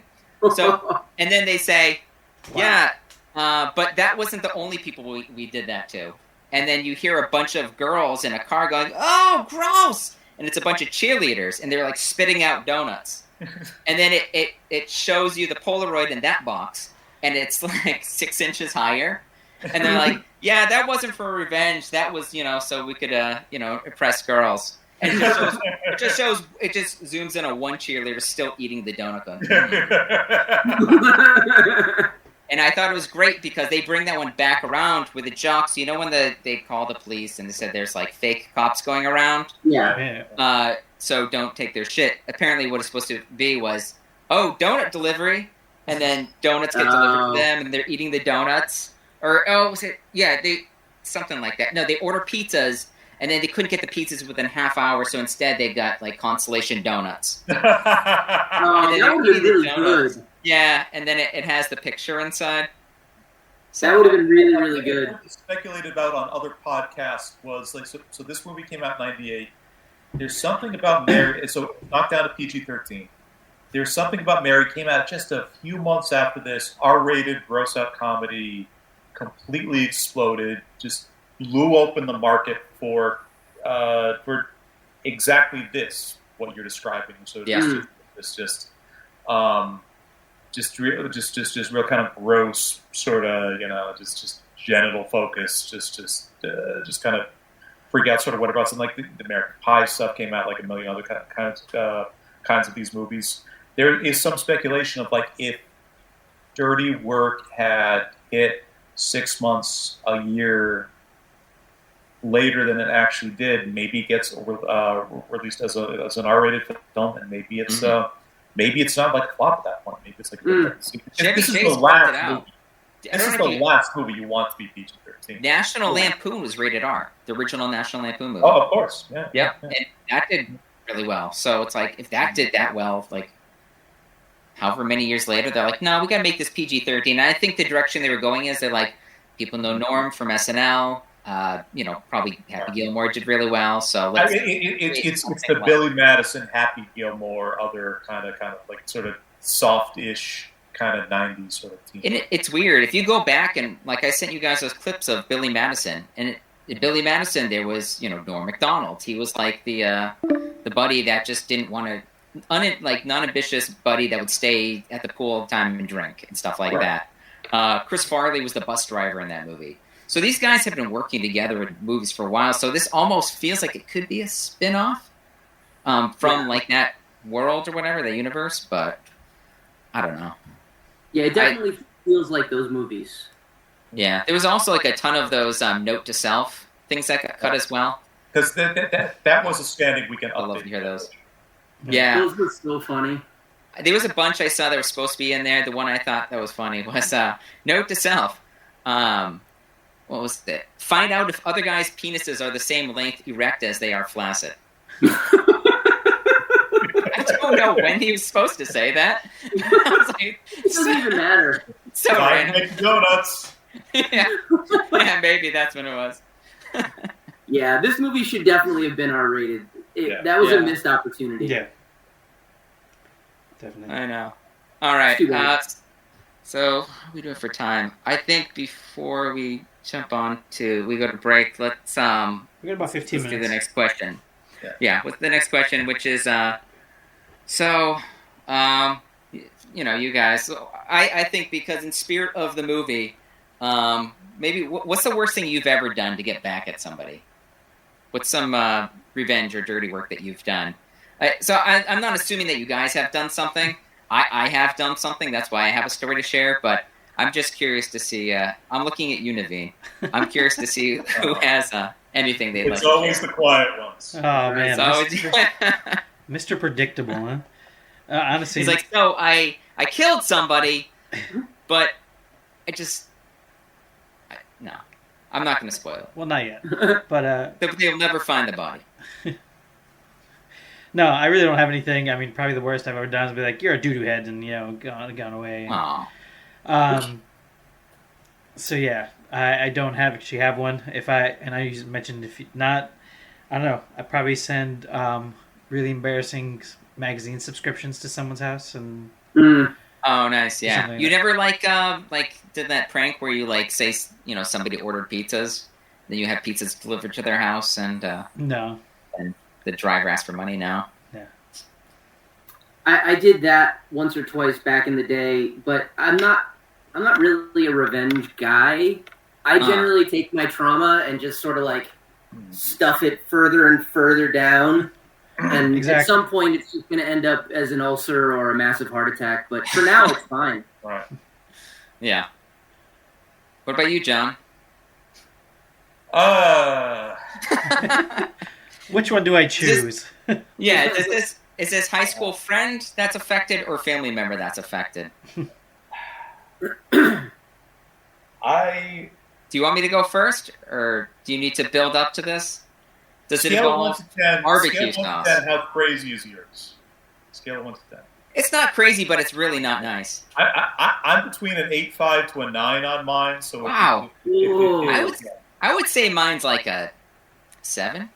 How about you go? You go Me? first. Okay. All right. Okay. You did do the mariachi thing, didn't you, John? Well, we'll get to it. This I actually have a very clear memory of. All right. Go for it. All right. Here we go. So this happened to me in 4th grade. It didn't happen to me in 4th grade. I was part of this in 4th grade. I won't say that I was the ringleader behind it, but I was definitely one of the co-conspirators. So I joined Boy Scouts when I was in 3rd grade. I did it for 2 years, and after that, I was done with it. But the second year I was in it, in 4th grade, we went and did this sleepaway thing. It's like sleepaway camp for 2 weeks, from what I remember, in a place called Treasure Valley. It's in Western Mass, out towards Worcester.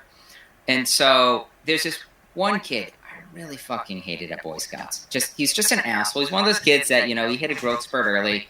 So he'd be a dick, and he'd just go around and flick people's ears and give you wet willies and do just weird, homosexual shit to you. And homoerotic shit. Homoerotic shit. There we go. I was like, where's the line? So weird homoerotic shit. And so when we went to camp, I remember the first couple of days I was first time sleeping away in like the woods, away from my family. I had a couple friends that were in Scouts with me as well, but it was just like, it wasn't going well for me. And this guy didn't make it any easier. He was just being a total asshole about it. And so by like day 3, me and my friend, I just had it. I was like, I'm either going to go home or like he has to be like moved or something. Like I can't deal with him.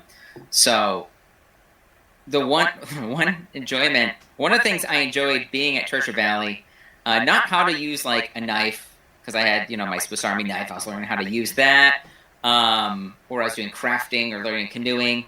But the one thing I found some slight enjoyment in was throwing shit in the outhouse. So we had this outhouse, which was a room, and you go inside the room, and there was 3 holes on a bench, no toilet seats, where you could sit down. What about seashells? Piss or shit. Those seashells.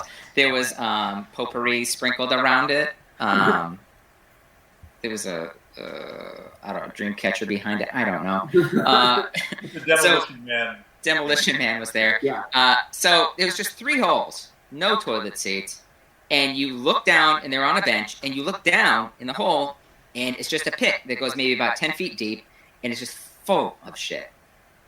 It's a shithole. And when we first got there, it was full. It was me and my friends are like, I don't know how I can go to the bathroom here because it's just like a hole filled with shit and piss, and it's so awkward. And so our joke is we would get stuff and throw it down there.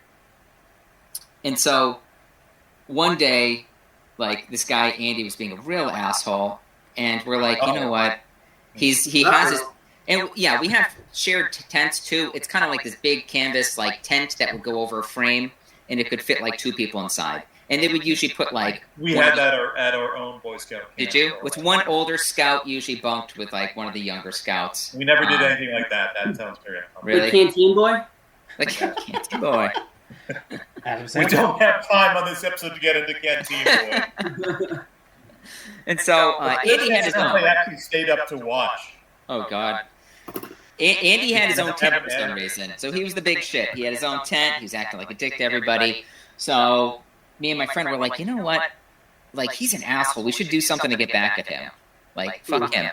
So I remember my friend had a fishing pole, and I was like, what? What if we threw something in the shit in the outhouse, and then like fished it back out, and then we went and like put it in his tent. And so. We're like, I don't know, like, what are we going to put in there? We're looking around. We didn't want to be something obvious that's going to be covered in shit, and then, you find it, and you're like, oh, man, somebody threw this whatever down there, and we just found it discarded in the woods. So I remember another thing that we were doing for fun is what are they called? It's like these salamanders. We were hunting for salamanders. So what we did is we went and we were like lifting up a bunch of rocks in the woods, and we kept finding all these little like purple salamanders, and we put them in like a bucket. And then I got the bright idea, hey, what if we take these salamanders, we dump them into the outhouse in the shed, and then fish them back out and put them back in the bucket without touching them, of course, because that's gross. That's gross. So we did it for about, is maybe about like 8 of them that we put back into the bucket. And it's great because you drop them down, they kind of float down, they kind of like crawl all around. It's like, you know, kids with Minecraft and axolotls or whatever, they're like, ooh, look at them go. And then we go. I'll never think of Minecraft the same again. I'll never think of axolotls the same way. And so then we fish them back out, put them in the bucket, and then, you know, they're not like that fast moving, so they just kind of hang around the bottom of the bucket. And then we went and we put a little dirt in there, and then we just kind of sprinkled it around the edge of his tent and some inside his tent. We did make sure one landed on his sleeping bag because we're complete assholes. I do remember that night we heard him like yelling when he got back. He's like, "It smells like shit! Like somebody shit in my tent. It's so gross." He's like, "Ugh, I can't sleep here. This is nasty."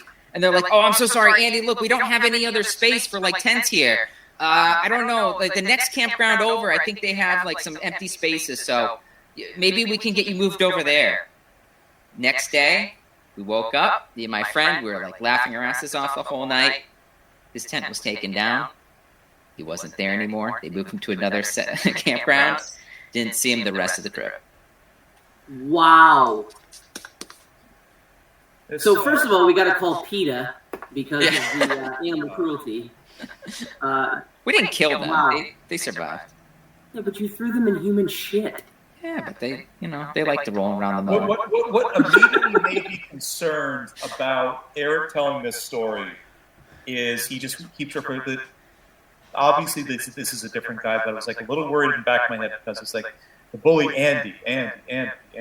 There's a 3rd or 4th season Community where Jeff and Shirley are telling these stories about kind of growing up like in like their hometown, and they have both kind of realized at the same time that Shirley was actually Jeff's bully when she was 12 years old, and she would always abuse him when he was trying to play foosball. And at one point, Jeff just gets all just shocked, and he just looks Shirley with just complete horror in his face and goes, "You were Big Cheddar?" I was so scared for the revelation of like Andy being like, "You were Mr. Chocolate Salamander?" Or...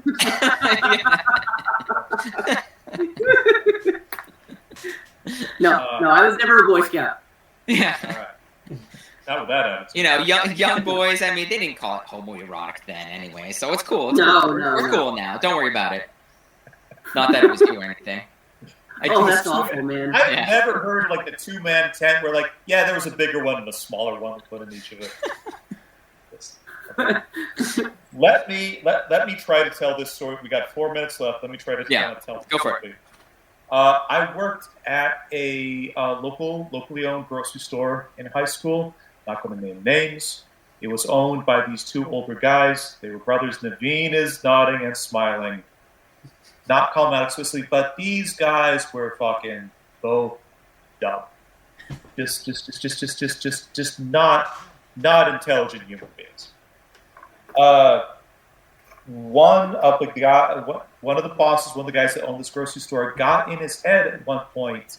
He thought it was really, really funny over the course of the summer that he was going around and he was trying to basically pinch the ass of every single male employee that worked there, including all the teenagers. And he thought this was just the funniest shit ever. And nobody thought to sue or fucking like he almost got punched by a couple of the guys in like the meat department, but every once in a while I would hear like some guy yell in the background, and this guy going, "I gotcha."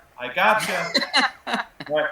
I managed to avoid him most of the summer, but I remember once I was walking past like the back of the deli, and I also jumped up, felt this pinch on my ass. I turned around, just like, what the fuck? And he's looking there. He's like, I gotcha. And I had a real moment. Like, I just need, the only thing to do is punch this guy in the fucking jaw. But my dad also sold apples to him. So I'm like, I can't do that. My family will, if I physically assault this person, my family's going to be like out a bunch of money.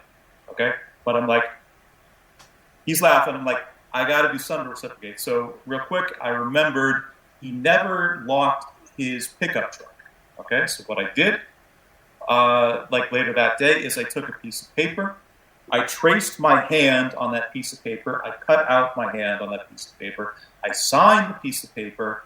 At the back of the store, they sold mouse traps and rat traps. I stole one of the rat traps, cut it out of the packaging, set the rat trap, taped my signed, cut out paper hand to the rat trap, went out to the parking lot, stuck it in the front seat of his car. So the rat trap was there, and here's my signed paper hand, waiting for him to kind of sit down in the front seat of his car. Later that night, I'm driving out of the parking lot, and just as I was driving past his car, I actually hear, ah, ah, ah. Next morning, it was Saturday, coming to work, Pete's going, I see him at work, he's just going, you got me. Man, you got me. That was pretty good. You got me. That's my revenge story. Nice. It's pretty good. So we'll pick it up on the next one. Call's about right. Yeah.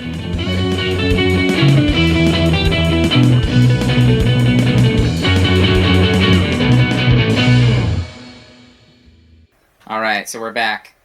So let's jump into our usual now, Vigo's Toes. If you guys have any trivia, as an alternative, you can also answer the question, if you were Pops, what would have been in your locket? I'm hoping you all chose the second one, but we'll see. We'll see where this goes. I did both. You did both? Oh, good for you. I like it. So, go ahead, Naveen. Yeah, all right. Got this. Yeah, to me, after reading some of this trivia stuff, it seems like this movie was kind of cursed in a way. PG-13 movie, but they wanted it R-rated, didn't get it, and then this other R-rated movie, comedy, just does so well. And I'm sure this movie would have done well being rated R. This was Farley's last film, dying 6 months later. What a movie to go out on! What a final scene to go out on! Like, just screaming over like the skunk cage. Yeah. That was his apex. Absolutely, It's great.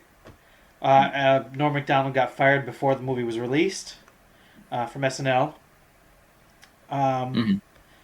Saget.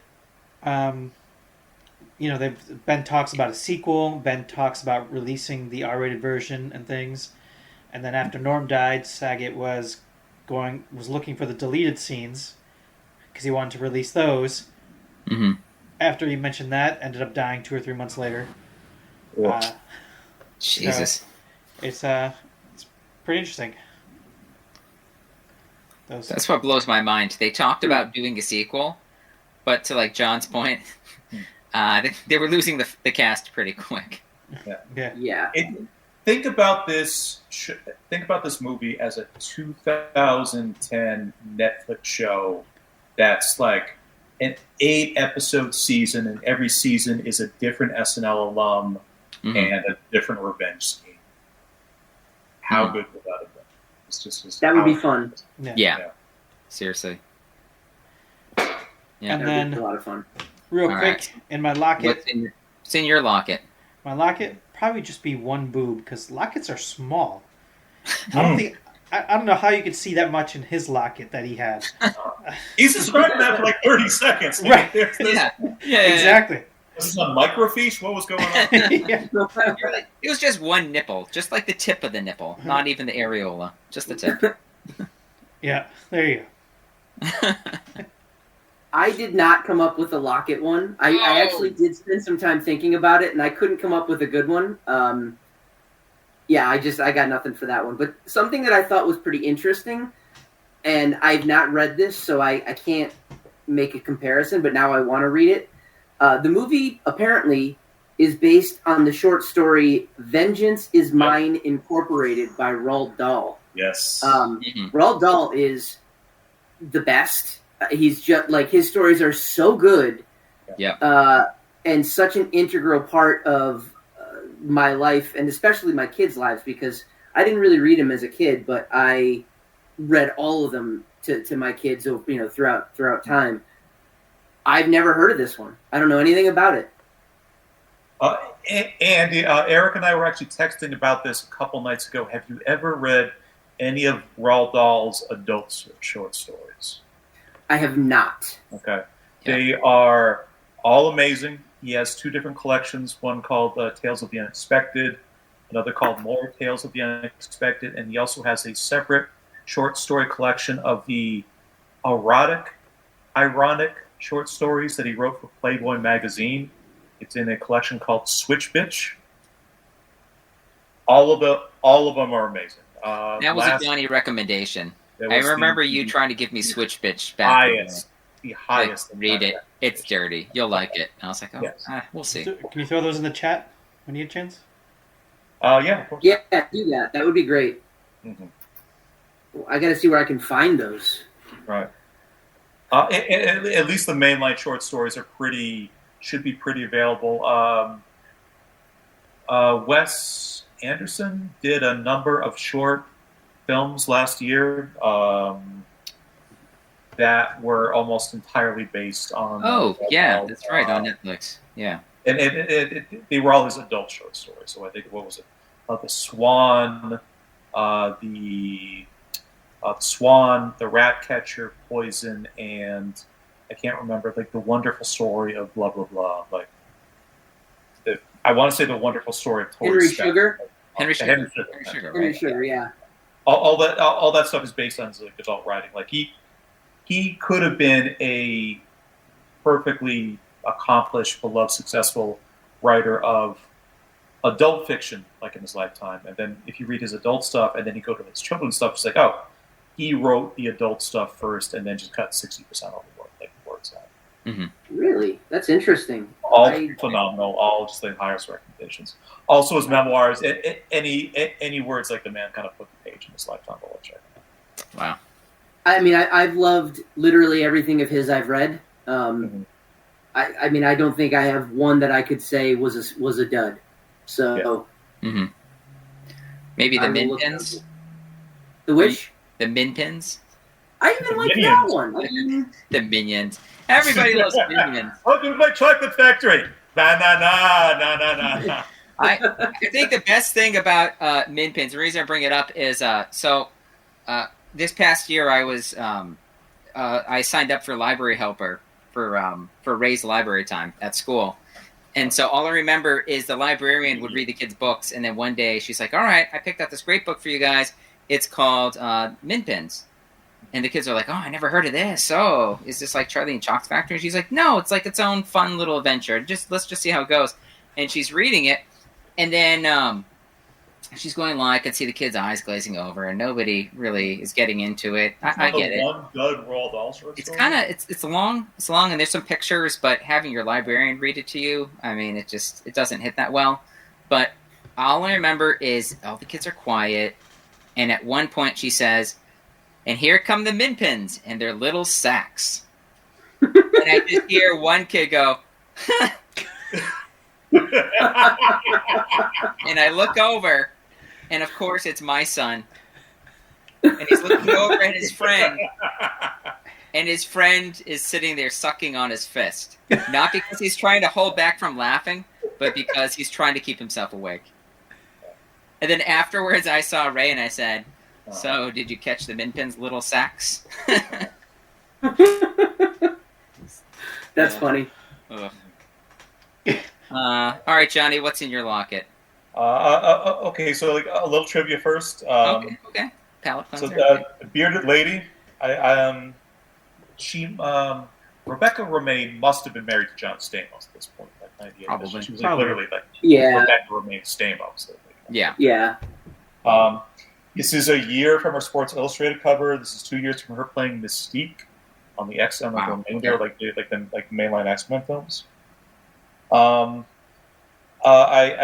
read a couple places that Chevy Chase actually really loved Norm Macdonald, and he said that Chevy considered Norm like the best ever Weekend Update anchor beside himself. There is a standing theory that he might have just been trying to kind of troll Dennis Miller, but it's never been like officially kind of confirmed. Okay. But for trivia, I thought this was interesting. Like I made a list of the people that Artie Lange has outlived that were involved in this movie, and like this is just not even just kind of like obscure cast, just kind of just sort of first page credits. People Artie Lange outlived: Norm Macdonald, Bob Saget, Chris Farley, Jack Warden, Don Rickles, Gary Coleman, the opera critic, all three dogs, and probably both skunks. Who was it? You said Jack Warden? Pops. Oh, yeah. Okay, yeah. Who do I have in my locket? It was interesting kind of watching this movie because the experience of it. I remember laughing at pretty much the exact same things I laughed at when I saw this. I'm sure in the child's living room, kind of like back in the day, like over summer break. But there's one joke I didn't quite clock when I saw it the first time that I laughed maybe harder than anything else in the movie, and that's the opera critic standing up and applauding. Happens in the movie because I am just so tickled because it's just like the first thing he's just like, it just pops in a nightgown and for whatever reason also a centurion helmet chasing the fat lady around like the opera stage, and the opera going, "This is such a brilliant reconception of Don Giovanni." And 10 minutes of just crazy bullshit happens. Obviously, it's just like skunks running around, homeless people coming in, and then all like the wrong recordings getting played about like the ass work cream, and then Shooter McGavin falling out of the balcony and landing on like the lady and everything else. And then it cuts to like the opera critic scene. But what tickled me so much about that is just thinking about everything that was happening in the opera, just picturing in my head the opera critic the entire time, just watching it going, yes.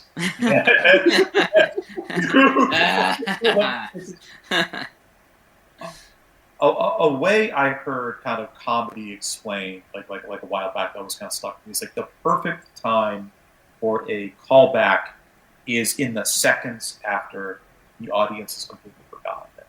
So just all that goofy shit happens, and then it cuts back to the opera critic kind of standing up and just.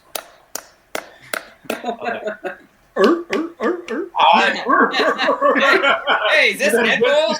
Come out and say, "Still the only one blade." Bring in a couple of Johnnies to stand around and clap. I don't know. I love pure joy in a film. So just the opera critic kind of standing up in his little kind of moment. That's what I'm putting in my personal log. I have to say that the scene that I laughed the most at, and it caught me completely off guard, is when they're at the guys trying to do like the live commercial, and they have all the dead hookers in the trunks, and then somebody goes, "Wow, I've never seen so many dead hookers in my life," and then it cuts to that guy and goes, "Lord knows I have." Yep, let's finish the circle. Andy Naveen, favorite. So funny. Oh. I really liked. We already said it, but it was just one of the best ones. So, hey, you want to go out, tonight? And it's like, I can't. I have to lift weights. What? Yeah. It was just one of the best ones. Like, that's probably a line I would have said. Like, hey, this hot girl's coming out to me. Yeah. We just immediately panic and crater. In the right. Yeah. I mean, Naveed, what about Men in Black? Men in Black. We'll have sex with each other. Having sex with each other. That was very funny.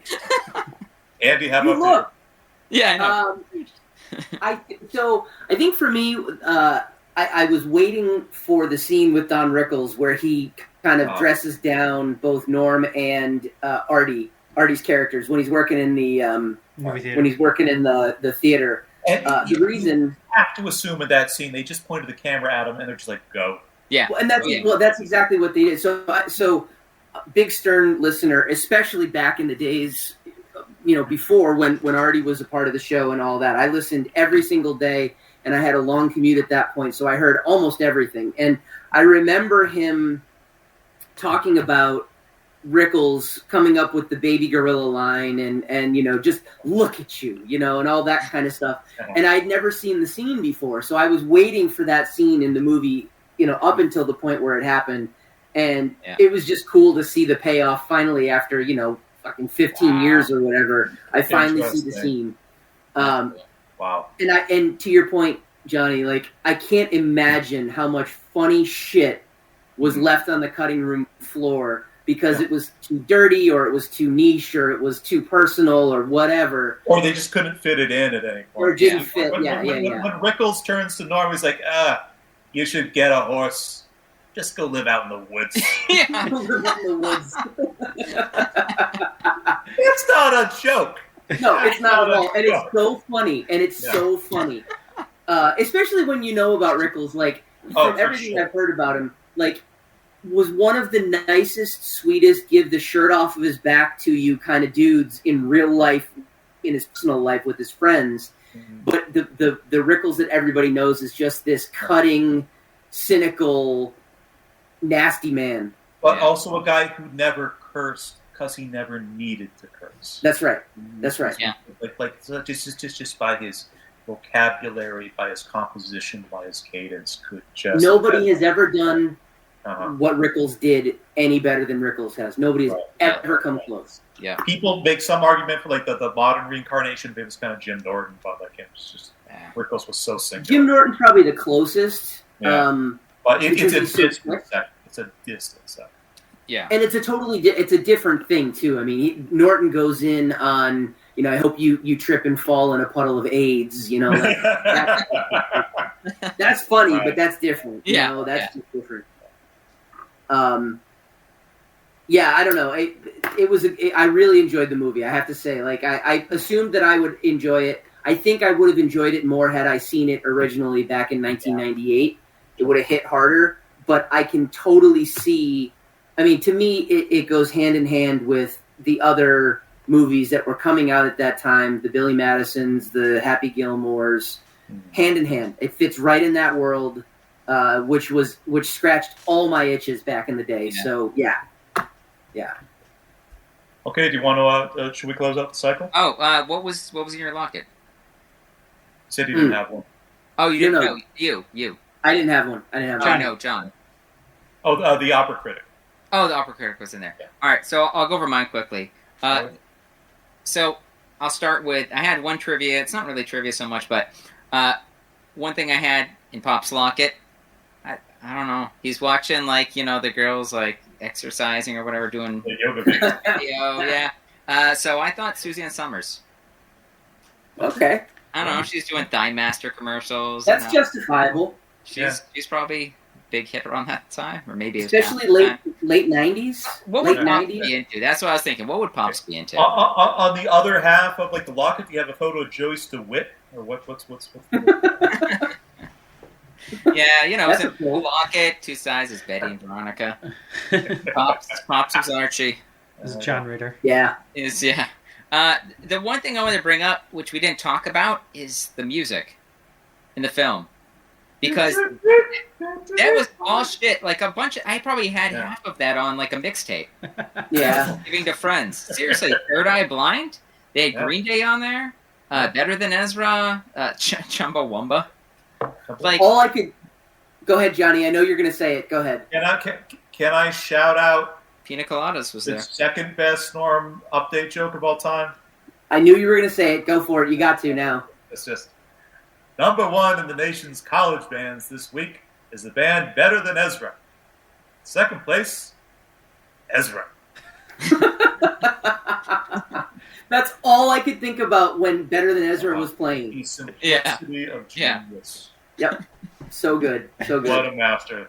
What a master. I just thought, like, I was like, if I was in high school, I had seen this movie, hearing all those songs, I'd be like, yes, this, I got to get this soundtrack. This is great. Our generation. Yep. This is our Woodstock. This is our Woodstock. Good Christ. Then wait till 99 for that. All right. So, I mean, that was the last movie in our SNL cycle, which I'm sorry to see go. I really enjoyed it. Every movie was kind of slightly different. I mean, also, I think the movies that, we picked too, I don't know. I thought it was going to be like a bunch of like Adam Sandler movies or like Will Ferrell. I was so worried this was going to be a Member Berries or Chris Farley kind of like, you remember when Chubbs went tappa, tappa, tappa? That was... yeah. Andy, this was your cycle and your pick. Do you want to kind of speak to how this kind of played out, like against kind of like how you sort of pictured it? How do you feel? Sure. Yeah. So Eric, you what you just said, absolutely. So I wrote, I love that there weren't any obvious choices for the movies we watched, and by that I meant exactly what you said. I thought that was great. I wasn't sure what was going to be chosen. I assumed with the three of you guys, it would have been it was going to be an interesting eclectic mix. That's why I suggested it. With other folks, maybe that aren't as into movies or, weird shit like you guys are, I thought maybe, those types of guys would pick the Billy Madisons and the whatever else, There's a version of this where it's the most 4 obvious movies for guys born in 1980. That's right. Johnny, I picked old school guys. Just we're going to do Happy Gilmore 3 times, and then the 4th episode is going to be outtakes. We all Happy Gilmore and then Opportunity Knocks. Opportunity Knocks, yeah. So that was I wouldn't say a pleasant surprise, but it was a good outcome to all of this. I think an entire podcast that somebody else can do could be done using only movies with SNL alumni in them. I mean, there's a whole, just a whole well that you can pull from of movies, and some of them are phenomenal. They're just some of the funniest movies ever, and some of them are some of the worst movies of all time, and there's a lot of in between too. So I think there's something there, and if it hasn't already been done, somebody should do it. And I guess my final closing thought on SNL. SNL is the best, even when it's not that great. There is nothing else like it, and there never will be. Absolutely. That's my take. Yeah, agreed. Yeah. Naveen? It was definitely cool. Just going through it. All of the movies I had seen except for Lost in Translation, which was nice to see. And it was definitely on my list. Definitely, I'm glad we kind of tried to pull things that were not obvious and maybe not the bigger things. So it was great. Just getting a taste of that and seeing what was there. It was cool to see, especially because Dirty Work was like a staple in my apartment in college with my roommate. Every week, at least once, it was on. So, I mean, I was so used to that movie. I figured all of you guys had seen it, and I thought that would kind of be like one of those classic ones, but not one of the obvious ones. Mm-hmm. But it's cool to know that, like, Andy, you didn't see it. I mean, I know John's seen it, I don't know how many times, but... a single time in the Chada's living room back in That was it? That was it? Love That was it. Wow. I don't rewatch movies. I mean, that's just something about me. Oh, you sound like you're Japanese. Okay. It's a very common thing in Japan. Like, they don't rewatch movies. It's disposable TV, movies. Does that apply for movies as well? Like, I don't know. I'm just... I mean, how big is your girlfriend's movie collection? Just your pausing. How big is your girlfriend's movie collection? Andy Naveen confirmed me. It's not the question he asked; it's how he asked it. I know that. Okay. Eric, it's not the size of the movie collection; how she watches it.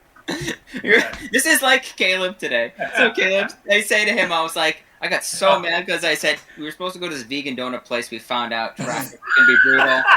So then have a Polaroid. I found a Polaroid with just donuts all over his cock. No, we find out we can't go to the donut place. So I said, hey, there's this like vegan restaurant downtown. It's only 10 minutes away. Let's go check it out. And they use separate equipment and everything. And then he goes, you don't get it, do you? And I was like, what? He's like, I don't want to eat like shitty eggs or like shitty vegan food. And I was like, I'm like, are you fucking serious? Like, I looked this up online. I did all the research. Like, I'm like, and he's like, I never asked you to do that. And I was like, oh man, like, what are you doing here? And then he goes, you don't know what it's like having a dairy allergy. And I was like, yeah, I know lots of people with allergies. And he goes, all right, name one person that has like a really bad dairy allergy.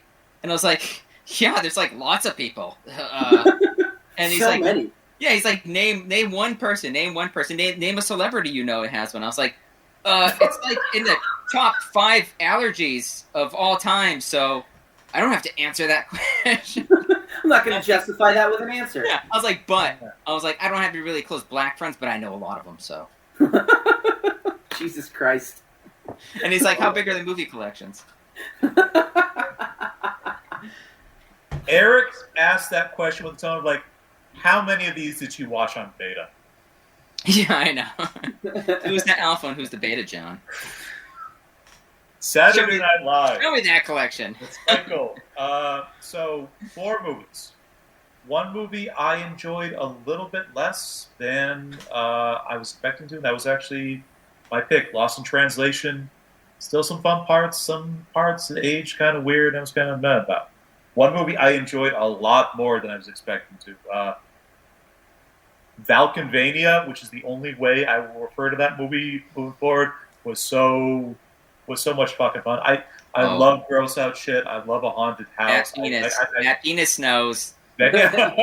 All you needed was the tip. I love it, just kind of hanging off there. I love the fact this guy's probably killed hundreds, if not thousands of people. He watches Digital Underground perform. He's just like, beautiful, free to go. I know. I join you guys. I had so much fun. See that coming. Dirty Work. So one was a little below expectations. One was way above. Dirty Work I loved and enjoyed exactly as much as I watched it back in 1998. That brings us to our final film in the cycle, and I have something that I'm going to share with you guys right now. It's been sitting in the chat, ready to go. I've mentioned a couple times that last couple of years, I've been logging and ranking the movies I've been watching on this site, Letterboxd, which kind of lets you do it. And Letterboxd also lets anonymous assholes post reviews about any kind of movies that they watch. I'm not even like a bit of myself in kind of like the public-facing internet or whatever else. However, earlier today, I logged my first ever public Letterboxd review.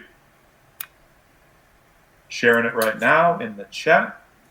And I will read it verbatim. This is for Opportunity Knocks. And I'll kind of read it out right now. I gave it a 1.5 stars. And my review was, watch this for a podcast I do with my friends. Had to rent it twice. First time I made the mistake of leaving my laptop near an open window, and a stiff breeze blew the movie away. At least it did get us talking about the 1996 Dana Carvey show, which was great. No likes yet. So. That was out of how many stars, by the way? That's out of 5. 5. Yeah. So that was 1.5 out of 5. Less than Ebert. Okay. Who's the critic now? It stinks. It stinks. It stinks. All right. So, SNL, it was... I had a really great time with the cycle. Yeah. Yeah. Agreed. Yeah, that was really fun. I enjoyed it. So next we want to bring up, let's talk about the next cycle. Next cycle was, I had picked this one. Superior sequels. I had this great idea. I don't remember what movie I was thinking about or what movies. I do know. It was Star Wars. I was rewatching the original Star Wars trilogy with my son. And I just remember Star Wars, the first Star Wars, he watches it. He loves it. Just the pacing, the characters, everything about it. And Ray's like, this is great. I want to watch, the other two. I'm like, okay. So then we get into Empire. And all of a sudden, it's like you take that like fun movie from the first one and then just add this kind of like more mature, like adult filter. And then shit gets real. And you can see he gets really focused on the movie. And then it was like towards the end, and I think I talked with John about this, but the scene where Darth Vader and Luke are fighting, and, Luke knocks Darth Vader off like the edge of a railing or something, and he falls down, and you're thinking like, oh, he beat him. He killed Darth Vader. And Ray's like looking, like he's looking on the screen, like, where's Darth Vader? He'd think he's going to pop up or something. And then like 2 minutes later, all of a sudden, Luke's walking down this hallway. It's really quiet. And then just Darth Vader jumps out from behind nowhere and just swings at him with a lightsaber. And I just see Ray jump like in the air. And he's just like, he looks genuinely scared. And he actually turns to me after that scene and he goes, I didn't think that Darth Vader was coming back. And I was like, dude, yeah, it's that good a movie. Okay. So here's a detail that probably should be confined to the spin-off podcast, but if you read the novelization of Empire Strikes Back, Vader is hiding in the shadows and did not give himself away. He's actually turned off his ventilator box. So when he's waiting for Luke, he's also choking to death at the same time. But that's why he doesn't even realize that it's That's crazy. Yeah. It's like some dark details. Yeah. I love it. So that's what kind of inspired me to pick this topic, and seems like it did pretty good in the votes. And I think it's fun because we're not limiting, explicitly to like, the direct sequel to like an original movie, but it can be anywhere from like any of the sequels of a movie. Like you could say, I don't know, like the third Terminator movie was better than the first one. I mean, it's a comparison between, That's how you feel about Claire Danes there. Or like we explained earlier, it could be a remake versus an original. It's totally subjective. It's not based off of anything necessarily. So I'm interested to see what people pick. I know. Although, like an interesting detail, so right at the top of the pod, we did solidify all 4 picks, and all 4 picks do look to be direct sequels to like the original films. Are they really? Yeah. I forget what everybody else picked, but I can run it down real quick. Yeah, go for it. Yeah. Okay, so what we have on the rotation, first, Naveen will be hosting the 1981 sequel to Mad Max: The Road Warrior. Then Andy will be hosting the 2017 sequel to Ridley Scott's Blade Runner, the Denis Villeneuve Blade Runner 2049. Then we have my personal pick, 1981's The Great Muppet Caper, coming just a couple of years off of the Muppet movie. And then finally, hopefully in our schedule, this is going to land at pretty close to Halloween.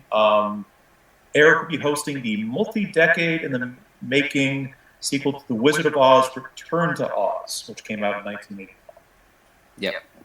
So let me pose a question to you guys, just out of curiosity. Are you going to go back and watch the original movie before watching the sequel? I am going to try. Yes. For all 4 movies? I will not watch Wizard of Oz. I've seen Wizard of Oz. Yeah. But I'm not going to watch Wizard of Oz. I've never been that curious about Mad Max, the original Mad Max. I saw the movie in the theater like a couple months back. Yeah. Blade Runner, maybe. Blade Runner, definitely. Okay. My father also had that on Betamax. We had a lot of stuff. I was going to say, I don't think you guys caught on, but I'm not really a big Muppets person, so I watched them as a kid because my parents told me I should, and it's funny, and I enjoy it, and it was okay. Never got into it as adults. People shared clips with me, but puppets, a little silly. Kermit likes a pig. He's a frog. That's he weird. really likes a pig. You should. I think it's called Meet the Feebles. What is it? Meet the Feebles. I think it's called. You should. The early Peter Jackson movie. Yeah.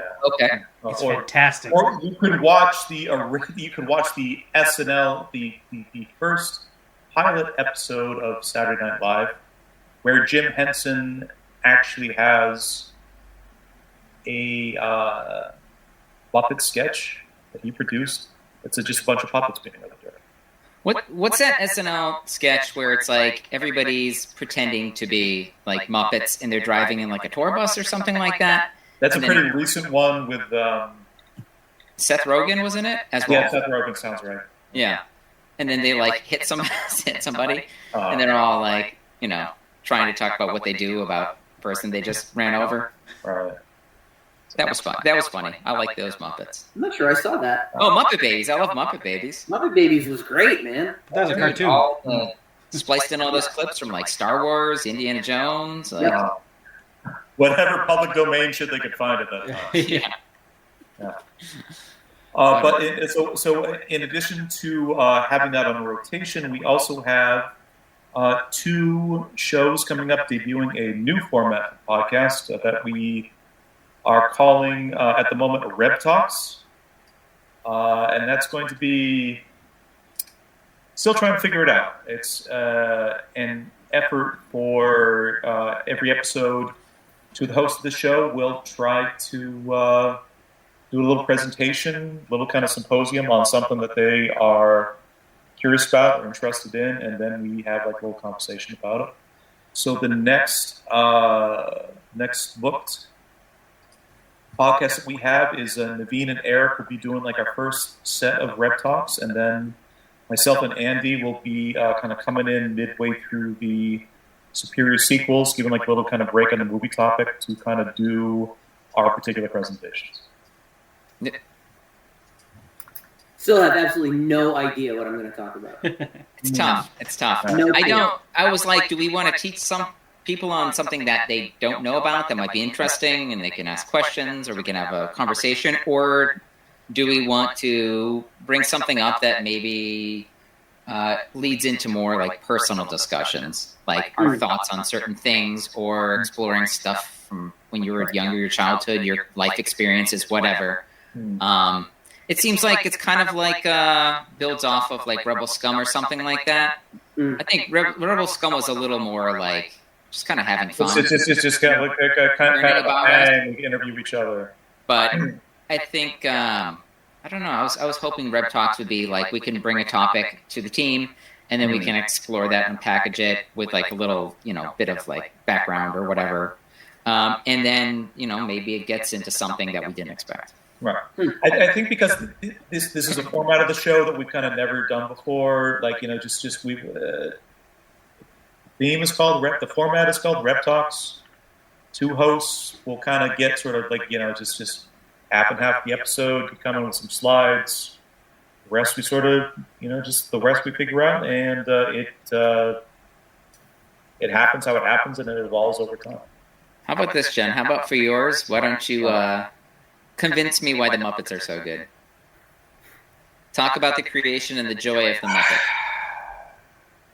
It's not a challenge, but I'm just putting it out here in case. One of the most violent thoughts I've ever had in my life, and again, I'm not going to sort of name names, but not a friend, but a mutual acquaintance, I discovered was actually doing research on behalf of the Disney Corporation, figure out what people actually liked about the Muppets. I'll tell the story in the pod itself. Is this a Reb Talk? It sounds like the intro to a Reb Talk. I already know what I'm doing for Reb Talks. Okay. All right. I'm very curious to see Eric and Naveen, how you do this, how you structure it, because I don't think I'm even going to have. I don't even think I'm going to have an idea until I see what you guys do and maybe get a better idea of the flow. The 2 halves of that episode will just have nothing to do with each other. I'm not going to go dirty if that's what you're thinking. It's going to be an actual conversation about something serious. But I was originally when I thought about it, and we kind of explore this kind of stuff in the Rebel Scum, but like do we go with something that's kind of like, like you brought up with like conspiracy theories or something like that? Let's talk about something fantastical or something that's just kind of like, you can just talk about whatever you want, and it's like, it's maybe thoughts you're thinking or something like that. We could explore some kind of topic like, do aliens exist, or like what's the meaning of life, or something like that. Are we living in a situation, in a simulation? Yeah. Is this a simulation? Exactly. Are we carbon copies of humans that died a long time ago, and then we're just living in a simulation? Is the simulation broken? Artie Lange being alive still makes no sense. Some of those things, exactly. Stephen King, Christ, how much drugs and alcohol did that guy do? This is a man who did not remember writing Tommy Knockers. He's still knocking around himself. That's fucking brilliant, because it's such a shit book. It is such a shit book. I mean, he really dodged that bullet. I was doing so much. I was so coked out of my mind. I don't even remember writing that book. What's funny about it is it started like the Onion had a headline one week of just like just interview with Stephen King. Byline: I do not remember writing the Tommy Knockers. And then like 8 years later, he holds up like the Onion article and interviews, just like, this is actually 100% true. I don't remember this interview. This guy though, he's really got it down. I don't remember this barbecue commercial. Yeah, I know. Johnny was an active participant. But so as we're leading out, like a thing I forgot to mention earlier, but Austin did send me this one text that I just kind of just want to like read online. Chris, sorry that we missed you for this record. Hopefully things kind of like line up that you can kind of come on later. But I mentioned that we're doing dirty work, and I'm just going to read this one text from Chris verbatim. Also, : oh my goodness, I've never seen so many dead hookers in my life, and quote, is a go-to line for me whenever I see anything come up 3 times unexpectedly fast in succession. Okay. Wow. Okay. It's pretty specific of when to use that line. But I've never seen so many dead hookers. Lord knows he has. Yeah. The line that I use often, it's from the first Austin Powers. Whenever something strange happens, it's honestly, who throws a shoe? I think it's one of the best lines of the movie, and I think it's one of like. I don't have specific Norm lines that I use. I know that I use his cadence in the way that he kind of hits the punchlines. I agree. Some John stories, yeah. For this beaver. I just figured out it's every brief synopsis. I do a fucking like just hacky, shameless kind of Norm cadence. There you go. So maybe that has to be it. So one Norm joke that I heard, and this is a very famous one. I even wrote it down in case I had the chance to give it, but it's the moth joke that Norm's known for. And I was like, the moth joke. And I was like, I remember I listened to it, and I was like, this is a John joke. This is a John, like the punchline is a John joke. Yeah. I was like, yeah. John, on the bright side, you can totally steal and use his comedic timing because he's not using it anymore. That's true. They do need a replacement for the sequel. So a thing that I love about in so many of his obituaries, he had a very famous joke about talk about like when people have cancer and they die, and their obituary says, oh, they succumbed to cancer, they lost to cancer. But if you think about it, when you die, cancer also dies. So in a way, it's kind of a draw. Just about every Norm MacDonald obituary I read in the days following his passing is Norm MacDonald at age 61 finally fought cancer to a draw. Wow, that's awesome. That's pretty good. That's pretty good. Okay. I think with that, wrap it up there? Let's wrap it up. Definitely. Right. Pleasure as always. Looking forward to like our next batch of conversations, and looking forward to Rib Talks. Looking forward. Rib Talks is next week, right? Rib Talks. Yeah, I wrote that already. Didn't you write yours yet? Yeah. Yes. Wow. That was very convincing. Right after I lifted weights. Yeah. I've never seen so many dead hookers before. I have. I'll see you guys soon, all right? All right. All right. See you guys. Later. Bye. Good night. All right. Bye.